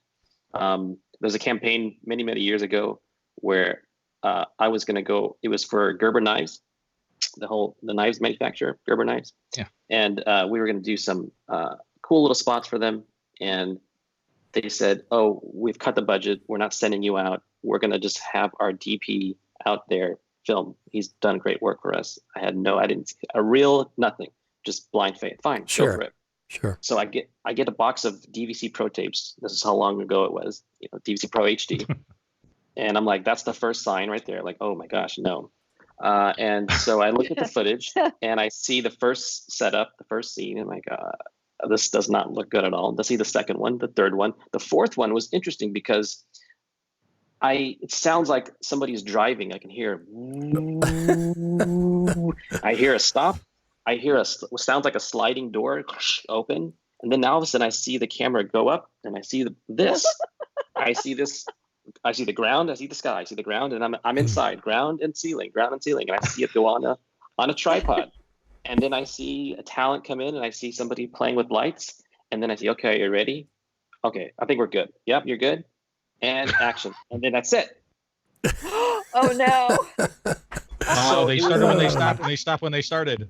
Yes, so it's that type of thing of you're getting all this footage, and several scenes were like that. So I had to figure out how to make a spot out of this. So right away, I put everything to black and white, and I changed the creative, and I adapted it to just the moments of them looking at the camera instead of them doing the action that they were doing. And it worked, and the client loved it. I shouldn't have done that because I was their crutch, and I made it, hey, look at this, we'll just hire this guy again. But yeah, you have to adapt. Did you let them know what you had to work with, or did you just? Yeah, I let the agency know, the creative director. I'm like, you realize what we have here? We have like 3 setups, or not setups. We have before and after. That's it. Well, I didn't have. There was somebody on, I think, Color Grading Central the other day. They're asking, how do I match these 2 shots? And they were shot on 2 different days, and the light plot was entirely different, right? So it's the same woman singing, but in all the first footage, all of her non-Keyside things were orange, and the next day they were all blue. And you're going, good luck. So, Tony, do you use Resolve for color correction, or do you do it in some of it in Final Cut, or how do you do that? It's both, actually. Okay. Because it depends on the scope, the budget, and the timeline, as far as like schedule and what we're delivering to. So sometimes we'll just finish it all inside of Final Cut, and then sometimes we'll go out to Resolve, depending. Even we flipped it, actually, where we shot a bunch of content, and we did a glorified one pass, like a better one light. Out of colors come in, they did everything, and we made ProRes files with them. So we use about 80% of our advertisements that we use that footage is all ready to go. We just do final tweaking in Final Cut, and then when we do something that's more high end, then we'll link back to the raw. Well, you've gone to Light Iron in New York as well to color for clients, right? Yeah, that was for a commercial campaign where we did it the proper way, and I did that. We cut in Final Cut, and then I prepared a Resolve package for them with all the ARRI files and sent it up, and they colored, and that was it. Brought it back, conformed in Final Cut, and spot's done. Brett, are you bringing your 6K to the summit? I'd prefer to not worry about shooting a whole bunch. I'll let you shoot stuff. How many lenses do you have for that? I mean, I've got a couple. I mostly use my 18-35 and my 50 Sigma Art lens. I want to add a longer Sigma Art. But I've also got you got what? I just got those lenses. The Sigma Art lenses? The art, yeah, the zooms. Which, do you have the 50 to 100? Yeah. I don't really like them. I don't. It's everything's subjective, but I tried them a couple times and I'm not in love with them. I love my. I got on a GH5. This 13 to whatever is a 35. 18 to 35. Fantastic. Is it a weight issue, or is it a image quality, or is it a? It's just the way it translates. It's just the way it translates the image. I guess I'm pretty much a Zeiss fan when it comes to glass. Well, yeah, that's nice. It's hard to get off of Zeiss and move to Sigma. Even though I have fewer lenses because of it, I just bought the Loxia 21 to take with me. Yeah, so I'm gonna take the Batis 85 and then the Loxia 21. And I love Batis on the Sony. Batis is yeah. Have you ever shot with the A9? The Sony A9. No. I'm thinking about renting that camera so I can try it. For video or for stills? For stills, and then using the A7 III for video. So it would be the two. Yeah, for stills, I would say use the A9. I'm actually shooting next week a series of interviews, and I'm using actually a Blackmagic Pocket 6K. And I'm just going to use all my my Canon L glass, because it's real simple. I'm secretly looking at getting a bunch of Zeiss contacts. Really? Yeah. You got pockets that deep these days? Well, I'm planning, as I say. Planning in the future. You're going to mortgage, put a third mortgage on a second? Or...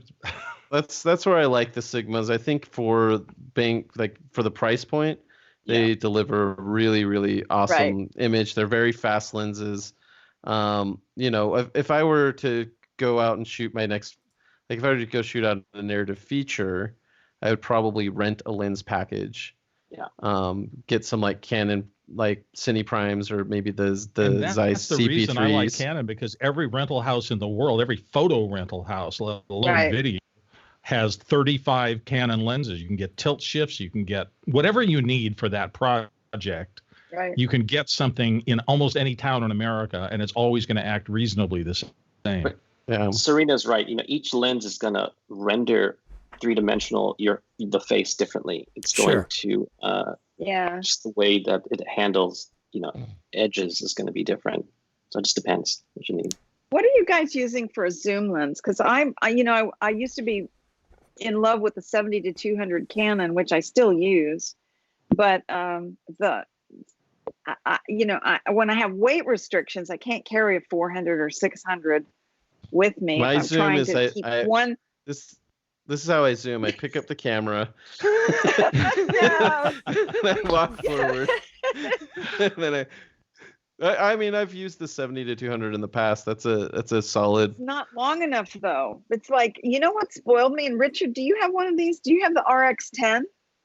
No. It has a digital zoom to 600, and I'm surprised at the quality. I have the GH5. I have the 14-400 or 14-140. I mean, 10 times optical zoom. Okay. Which that's a native Panasonic one, so I use that. But I know I love the Sigma lens from my GH5, the 18-35. It's just with the speed booster. I'm shooting at f1.2. It's really light. I just love that lens. I'm tempted to get 2, but I got to wait to see what happens with the GH6. What they're going to do with that. Have you looked at doing a 2x extender? So tell me about that. I need to look at that. Do you lose? You don't lose. I used to have one, and I don't even know where it is. You're running it through another piece of glass, but you can get the sensors are so sensitive now. You can always overcome that. To me, it's just the weird thing is. So when I came up, you shot either EFP or ENG style, and I think that's still true today. A job is going to be either ENG style or EFP. If it's EFP, you're going to set a shot and make a shot. And at that point, primes and fast things, that's how you make movies generally, right? The DP is going to specify for this shot, for this frame, we need this focal length, and I'm going to put this lens on it until that shot is completed. The ENG style is electronic news gathering, and that's you're going to go out into a situation and you're going to figure out what the situation requires and have to do that. And that's where zoom lenses are blessed, because you don't know how close you're going to be able to get to your subject. You don't know whether you're going to have to move. You don't know whether you're going to have to stop everything because this is the wrong angle and get around 10 people to get them from the other angle. And what's the best framing for that? Oh, I need to get his head out of there, so I need to go a little closer.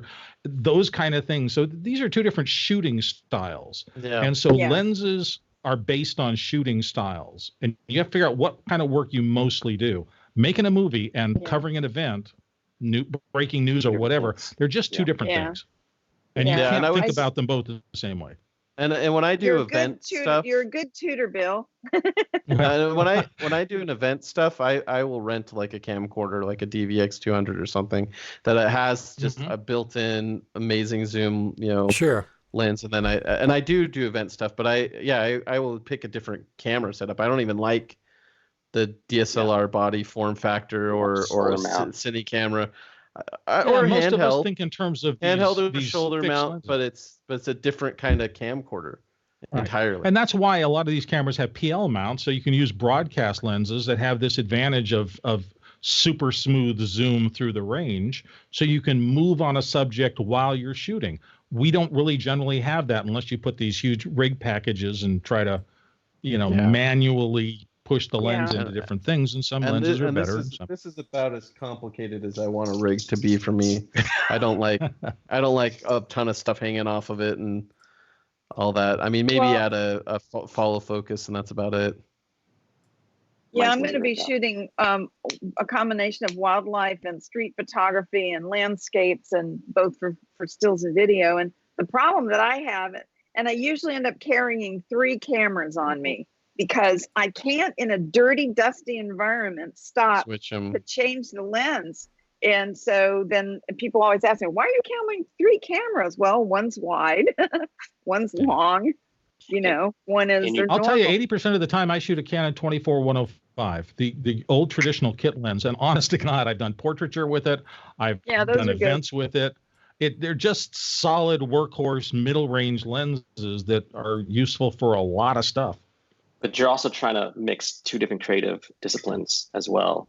And that's difficult when you have exactly. Okay. I will say it'll be interesting if now that we've got three cameras, let's harken back to our original iPhone 7 and 7 Plus discussions, or 7 Pro, or 6 Pro, sorry. It sounds like there's going to be some computational ability to have, if you have those three streams captured on those three separate focal length lenses, where there might be a way to do computational zooming after the fact. The information is there. What? We have breaking news. Oh.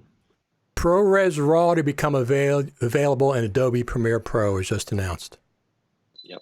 That I was. Oh, you knew about that, Tony? You little devil! You didn't tell us. I didn't know about that. It makes sense. They're announcing it. They're waiting. They waited to let the Avid thing happen, and now they're announcing. That is so. Now we look. Now we have it in Adobe Premiere Pro, and once again, that's probably going to be something that Apple and Adobe are working together. Wow. Yeah, it's coming. Wow. It's coming in Final Cut 10. Finally. It's been a couple years. I don't know what they're waiting on, but now there obviously is going to be something in Final Cut Pro 10.5. So if adoption is happening across these different platforms, then I would love if Barry could port this somehow. Yeah. Capturing the ProRes RAW. I mean, that would just be the final nail in the coffin.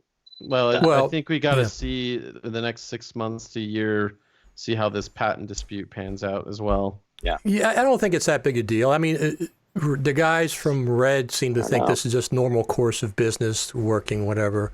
It's nothing new. They've been doing it for years. Right, but I don't think Ari wants to pay Red any licensing fees to record to a format. So they need to resolve that. Yeah. Back to the intellectual property thing, you got to have a contract that says you can do it. Yeah. And at these levels, these are boardroom lawyers who get paid hundreds and hundreds and hundreds of dollars an hour. People always confuse the fact. Somebody says, I don't want them using my song in their political platform, right? Right. You don't have a choice. The copyright holder can place that song anywhere they want. Now, unless you own the copyright 100%, anybody can just rent a song to use it. If it's available to the public, you can't stop somebody from using it. It's a black hole. You've got compulsory licensing, regular licensing. You've got performance rights. You've got synchronization rights, which is what most of us deal with, right? You're going to synchronize somebody's song to your video content. Copyright is complicated, and it's never going to be any less complicated. I'm sorry. I wish it was someday. But Serena, it's just always less easy than you think. You know Jeff Arballo? Yeah. Hi, Jeff. He says, hi, Serena. Just turned on and computer, and there you are. Good morning.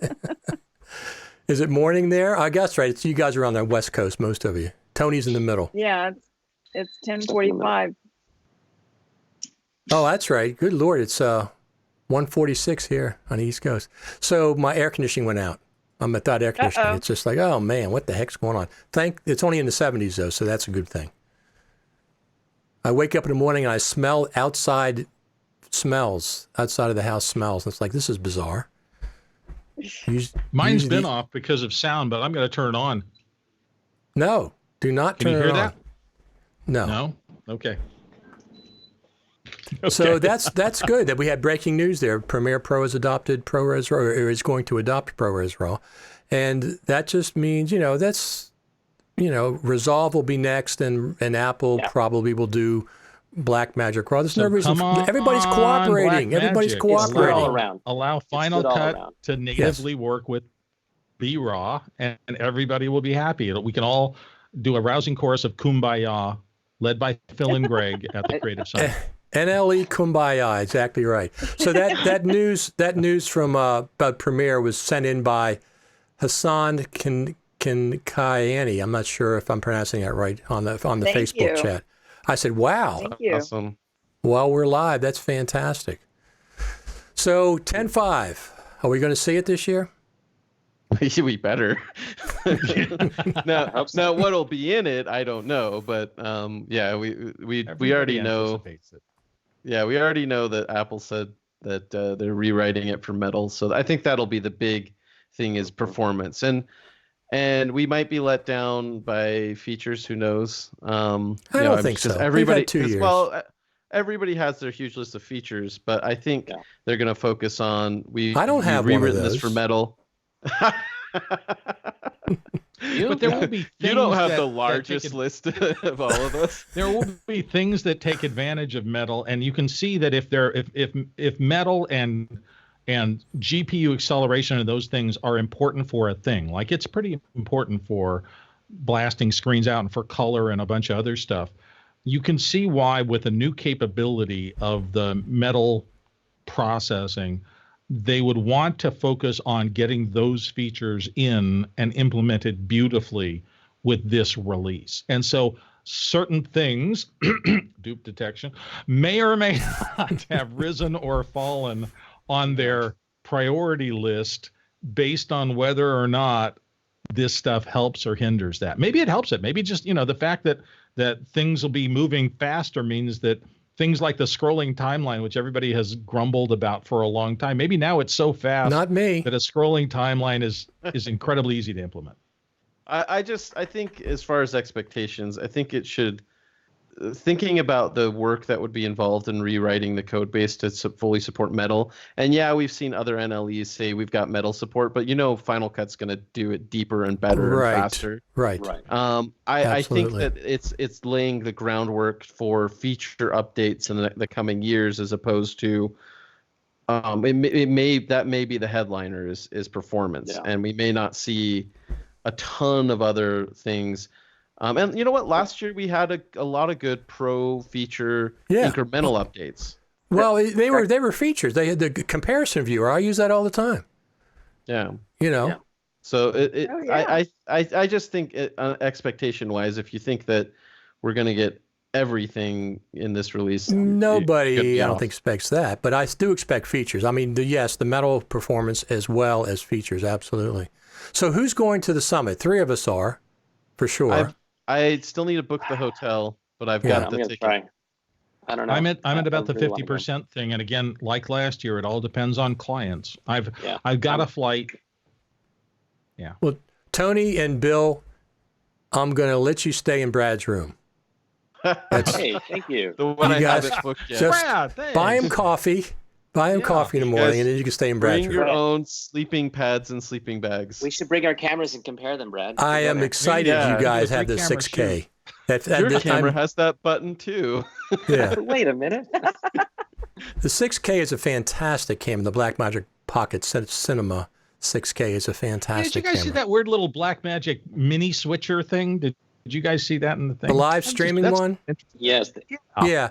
I'll have to see if that's something that I can use. I wouldn't mind having a little more. Yeah, I don't want any more hardware. You should see my place now, but Richard.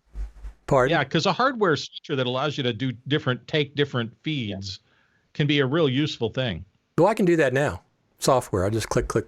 Yeah, but you're doing it in software, so you have to go up to menus and invoke and I just click on icons. I use Ecamm Live to click on icons. I can put anybody I want. Bill likes control panels and buttons. I know. I like it. If grew it's up around that. And... I'm going to look at it and see how it works. No, I love a physical faders for mixing audio. I absolutely love it. I got a 32-channel mixing board downstairs with 120. Is it 100 or 120 millimeter faders, are real long ones? I love that for mixing audio. I can just rest my fingers on there. Yeah. So. I'm jealous. So we have another comment from Facebook. Ernest White says, "Before you leave." You guys are still on? Yeah. What are you guys doing? I don't know. I thought everybody left by now. Before you leave, how many of you will purchase a new Mac Pro and the monitor, being that you're all professionals? So Brad's going to buy the monitor, and I'm going to buy the Mac Pro. Yep. Who else is buying something? You're going to put Ethernet between Utah and Washington. One long Ethernet cable. Very long. Very, very long. So I know Tony's going to get one eventually, whether he gets one now or not. I'm pretty good with the iMac Pro. I desperately want one, but wanting one and needing one are two different things. Right. It depends on where my work goes, but right now I'm pretty good. I want with one your desperately. with your next upgrade cycle, you might consider it, because I'm thinking it's going to last a lot longer than my upgrade cycle now, maybe twice as long. So, and I've already got it funded. I've got a Mac Pro fund over here. That's why I didn't buy the iPhone, because I'd have to take money out of my Mac Pro fund to buy the iPhone, and I don't want to do that.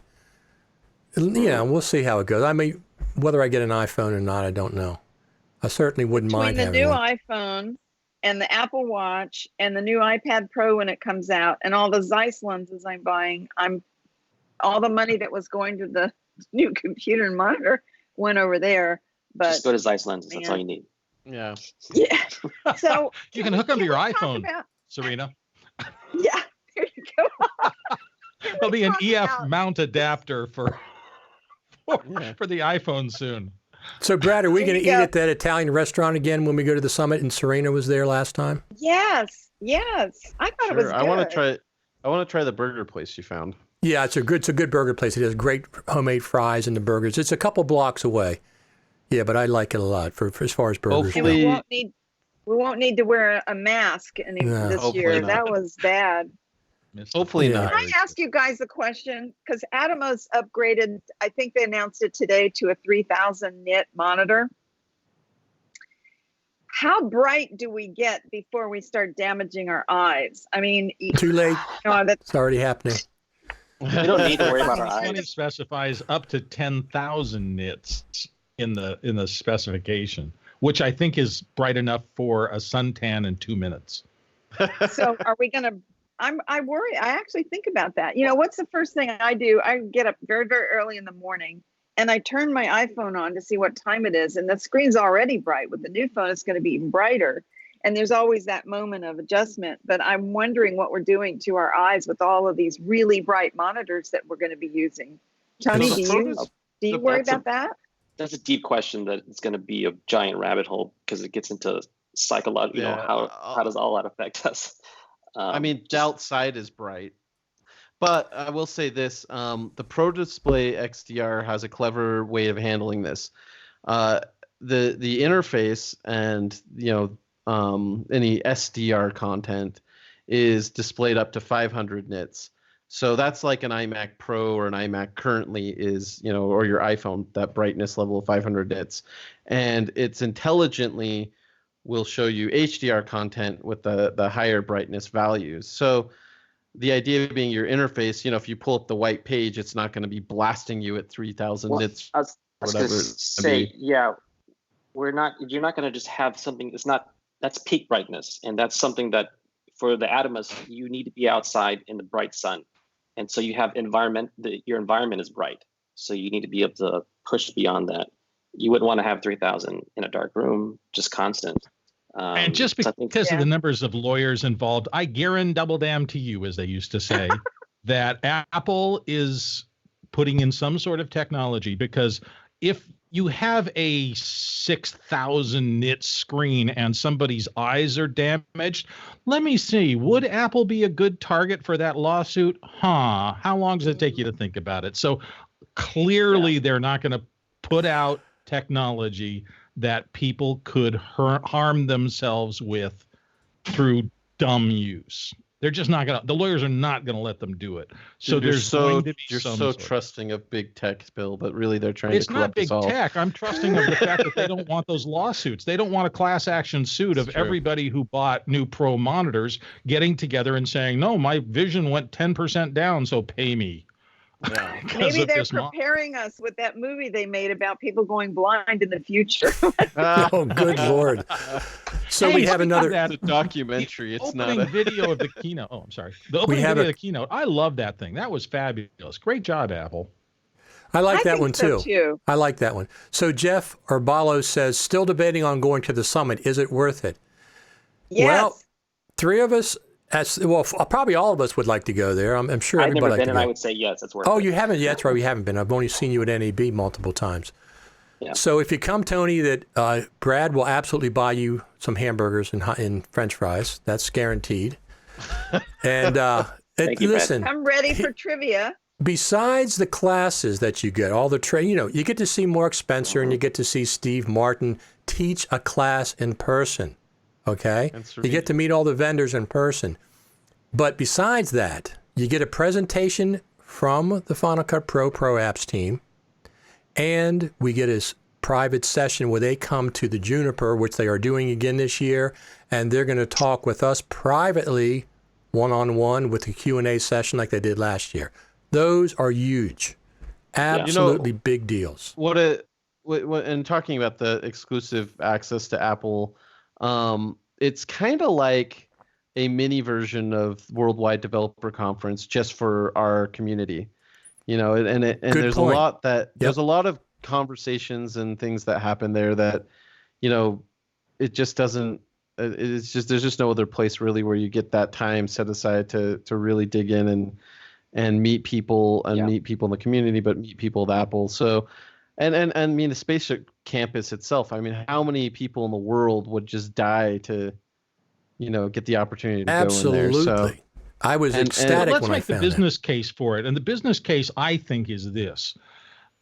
We all learn now by having these 10,000 feeds into our brains constantly. And, those of you who are watching this, you're watching this for an hour and a half. Maybe you've only dove into it in the last 30 minutes and you're watching this and you're interested, but then you're going to go off and do 20 other things. So it will either seep into your brain and become a part of what you're thinking, or it won't. When you go to the Creative Summit, you have 2 days of solid, and usually before and after time, where you are constantly focused on the app that theoretically makes you your living. And you don't really spend as much time away from that. And the messages are, I think, kind of constantly self-reinforcing in that you see a technique at one of the presentations, and later on you see another presentation, and it's not completely outside of the realm of that, and you start making those connections. Oh yeah, the thing I saw in session 2 and the thing I saw in session 5 helped me understand how the technology works at a deeper level. So there's really nothing else like it for accelerating your understanding of how these complex tools work and making you feel more confident in your ability to wield them. I can't tell you the number of times I've come away from a conference like this and I didn't even think I remembered something, but I'll face that circumstance in my editing and it'll just go, oh yeah, I saw somebody do that. It's in here. And in fact, when they did it, they went up to this part of the menu up here. So let me explore there. And you just save the time of, is it there? Is it there? Is it there? Is it? No. Okay.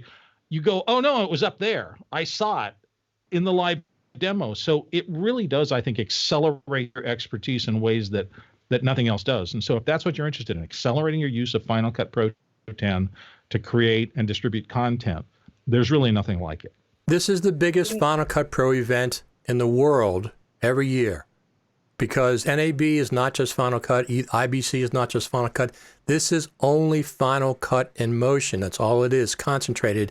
As Philip Hodgetts always says, this is the Final Cut Pro family annual reunion, and that's exactly what it is. Yeah. Where else are you going to go and have one-on-one with people that you see online all the time? Brad? Yeah. And let me take one step farther than that. You don't have to walk 5 miles to get, by the end of the day at NAB or IBC, you're exhausted. Yes. And then everybody wants to get together for dinner or drinks. But you've walked 5 miles. It's loud. It's noisy. You're interacting with literally hundreds of people all day. At the summit, it's all contained within a few rooms that are right next to each other, right? And you're in the hotel, and then you're out in the waiting area or in the bar area or in the trivia contest area. And, and you're literally talking to people all day. And I love it. There's nothing like it, I think. It's great. And it really does drill down and give you a closer focus on things that, it's a balance. Also, we are about to hit a big change, right? A lot of us are expecting maybe the Mac Pros will be shown there. And with them, all this new underlying technology. So I can expect, I think, pretty fair that we are going to have talking about how Afterburner works, all these new modules and not just the color, but the computer science behind those, which because they're probably going to be released there, we will get the first detailed look at these brand new things that could be transformative in how our operations work. And if you have a question, this is the one time where you'll be able to ask somebody who knows the absolute answer to that. So if you have a, will this work with this, connected to this, which I need to make my money, there will probably be somebody from Apple or associated with that who knows the actual answer to that. So you want to spend all your time online trying to suss that out. Yeah, like when they had the iMac Pro, we actually had people who worked on the computer there to answer questions. Mm-hmm. Absolutely. Mm-hmm. And there's only 150 people. It's about 150 people is where their limit is, what they can handle. So right. Exclusive. Yeah, but you leave that as one of the 150 people who have been able to get questions answered. So you are able to solve those questions. Tony's got to go. For not just yourself, but whoever you Tony's work with. got to use the bathroom. Go ahead, Tony.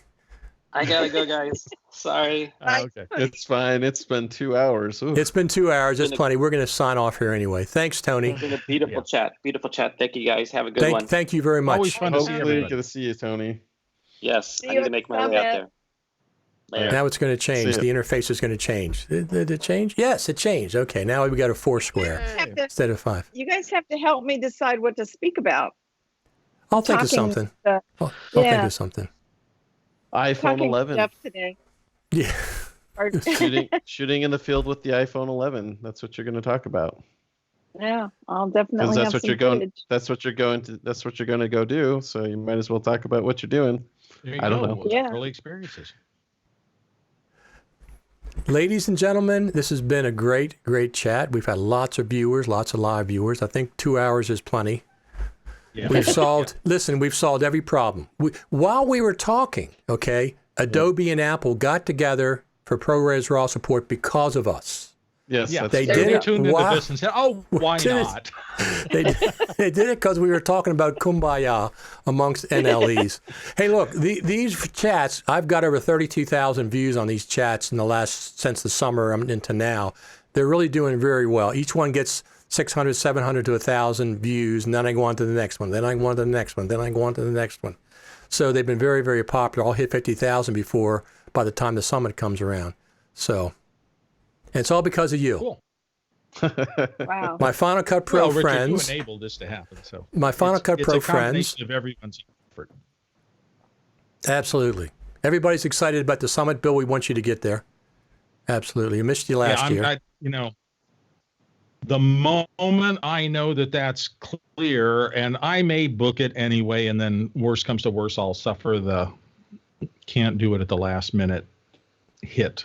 Just reschedule. It's only 4 days. You can reschedule around 4 days, before or after. Do 48-hour, Yeah, generally I'm interviewing CEO types, and somehow I think their time is worth a little more than mine is. No, that's where you're mistaken. It absolutely is not. Yours is worth more.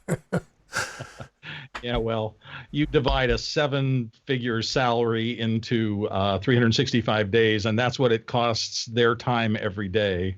So when you book an interview with one of them, it matters to the organization.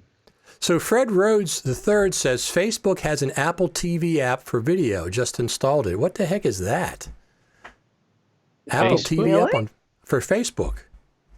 Oh, I guess it's on. Does that mean you can use your Apple TV to access Facebook and do interactive stuff on Facebook? I guess so. That's rather bizarre.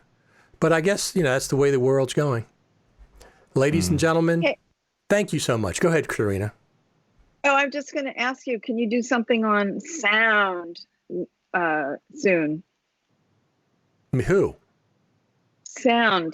The use of sound and Final Cut and all that's the secret sauce. Yeah. That's the secret sauce for video. Yeah, I think that would be really fun. All right. I do a lot of audio editing through keywords. That's another discussion, Bill. We're going to try to get off there. For one of these next live shows, I would love to see us talk about sound, and I would also love to see us talk about monitors. And with the sound component comes headphones and studio speakers and how, all of that. That's just Serena, being selfish. Send your top 12 lists, and we'll get to all of them. I will do that. Love you guys. I'll see you at the summit. Absolutely. All right. We'll see Bill, you there. See you later, Adios guys. Thanks all. a lot. Bye. Bye-bye.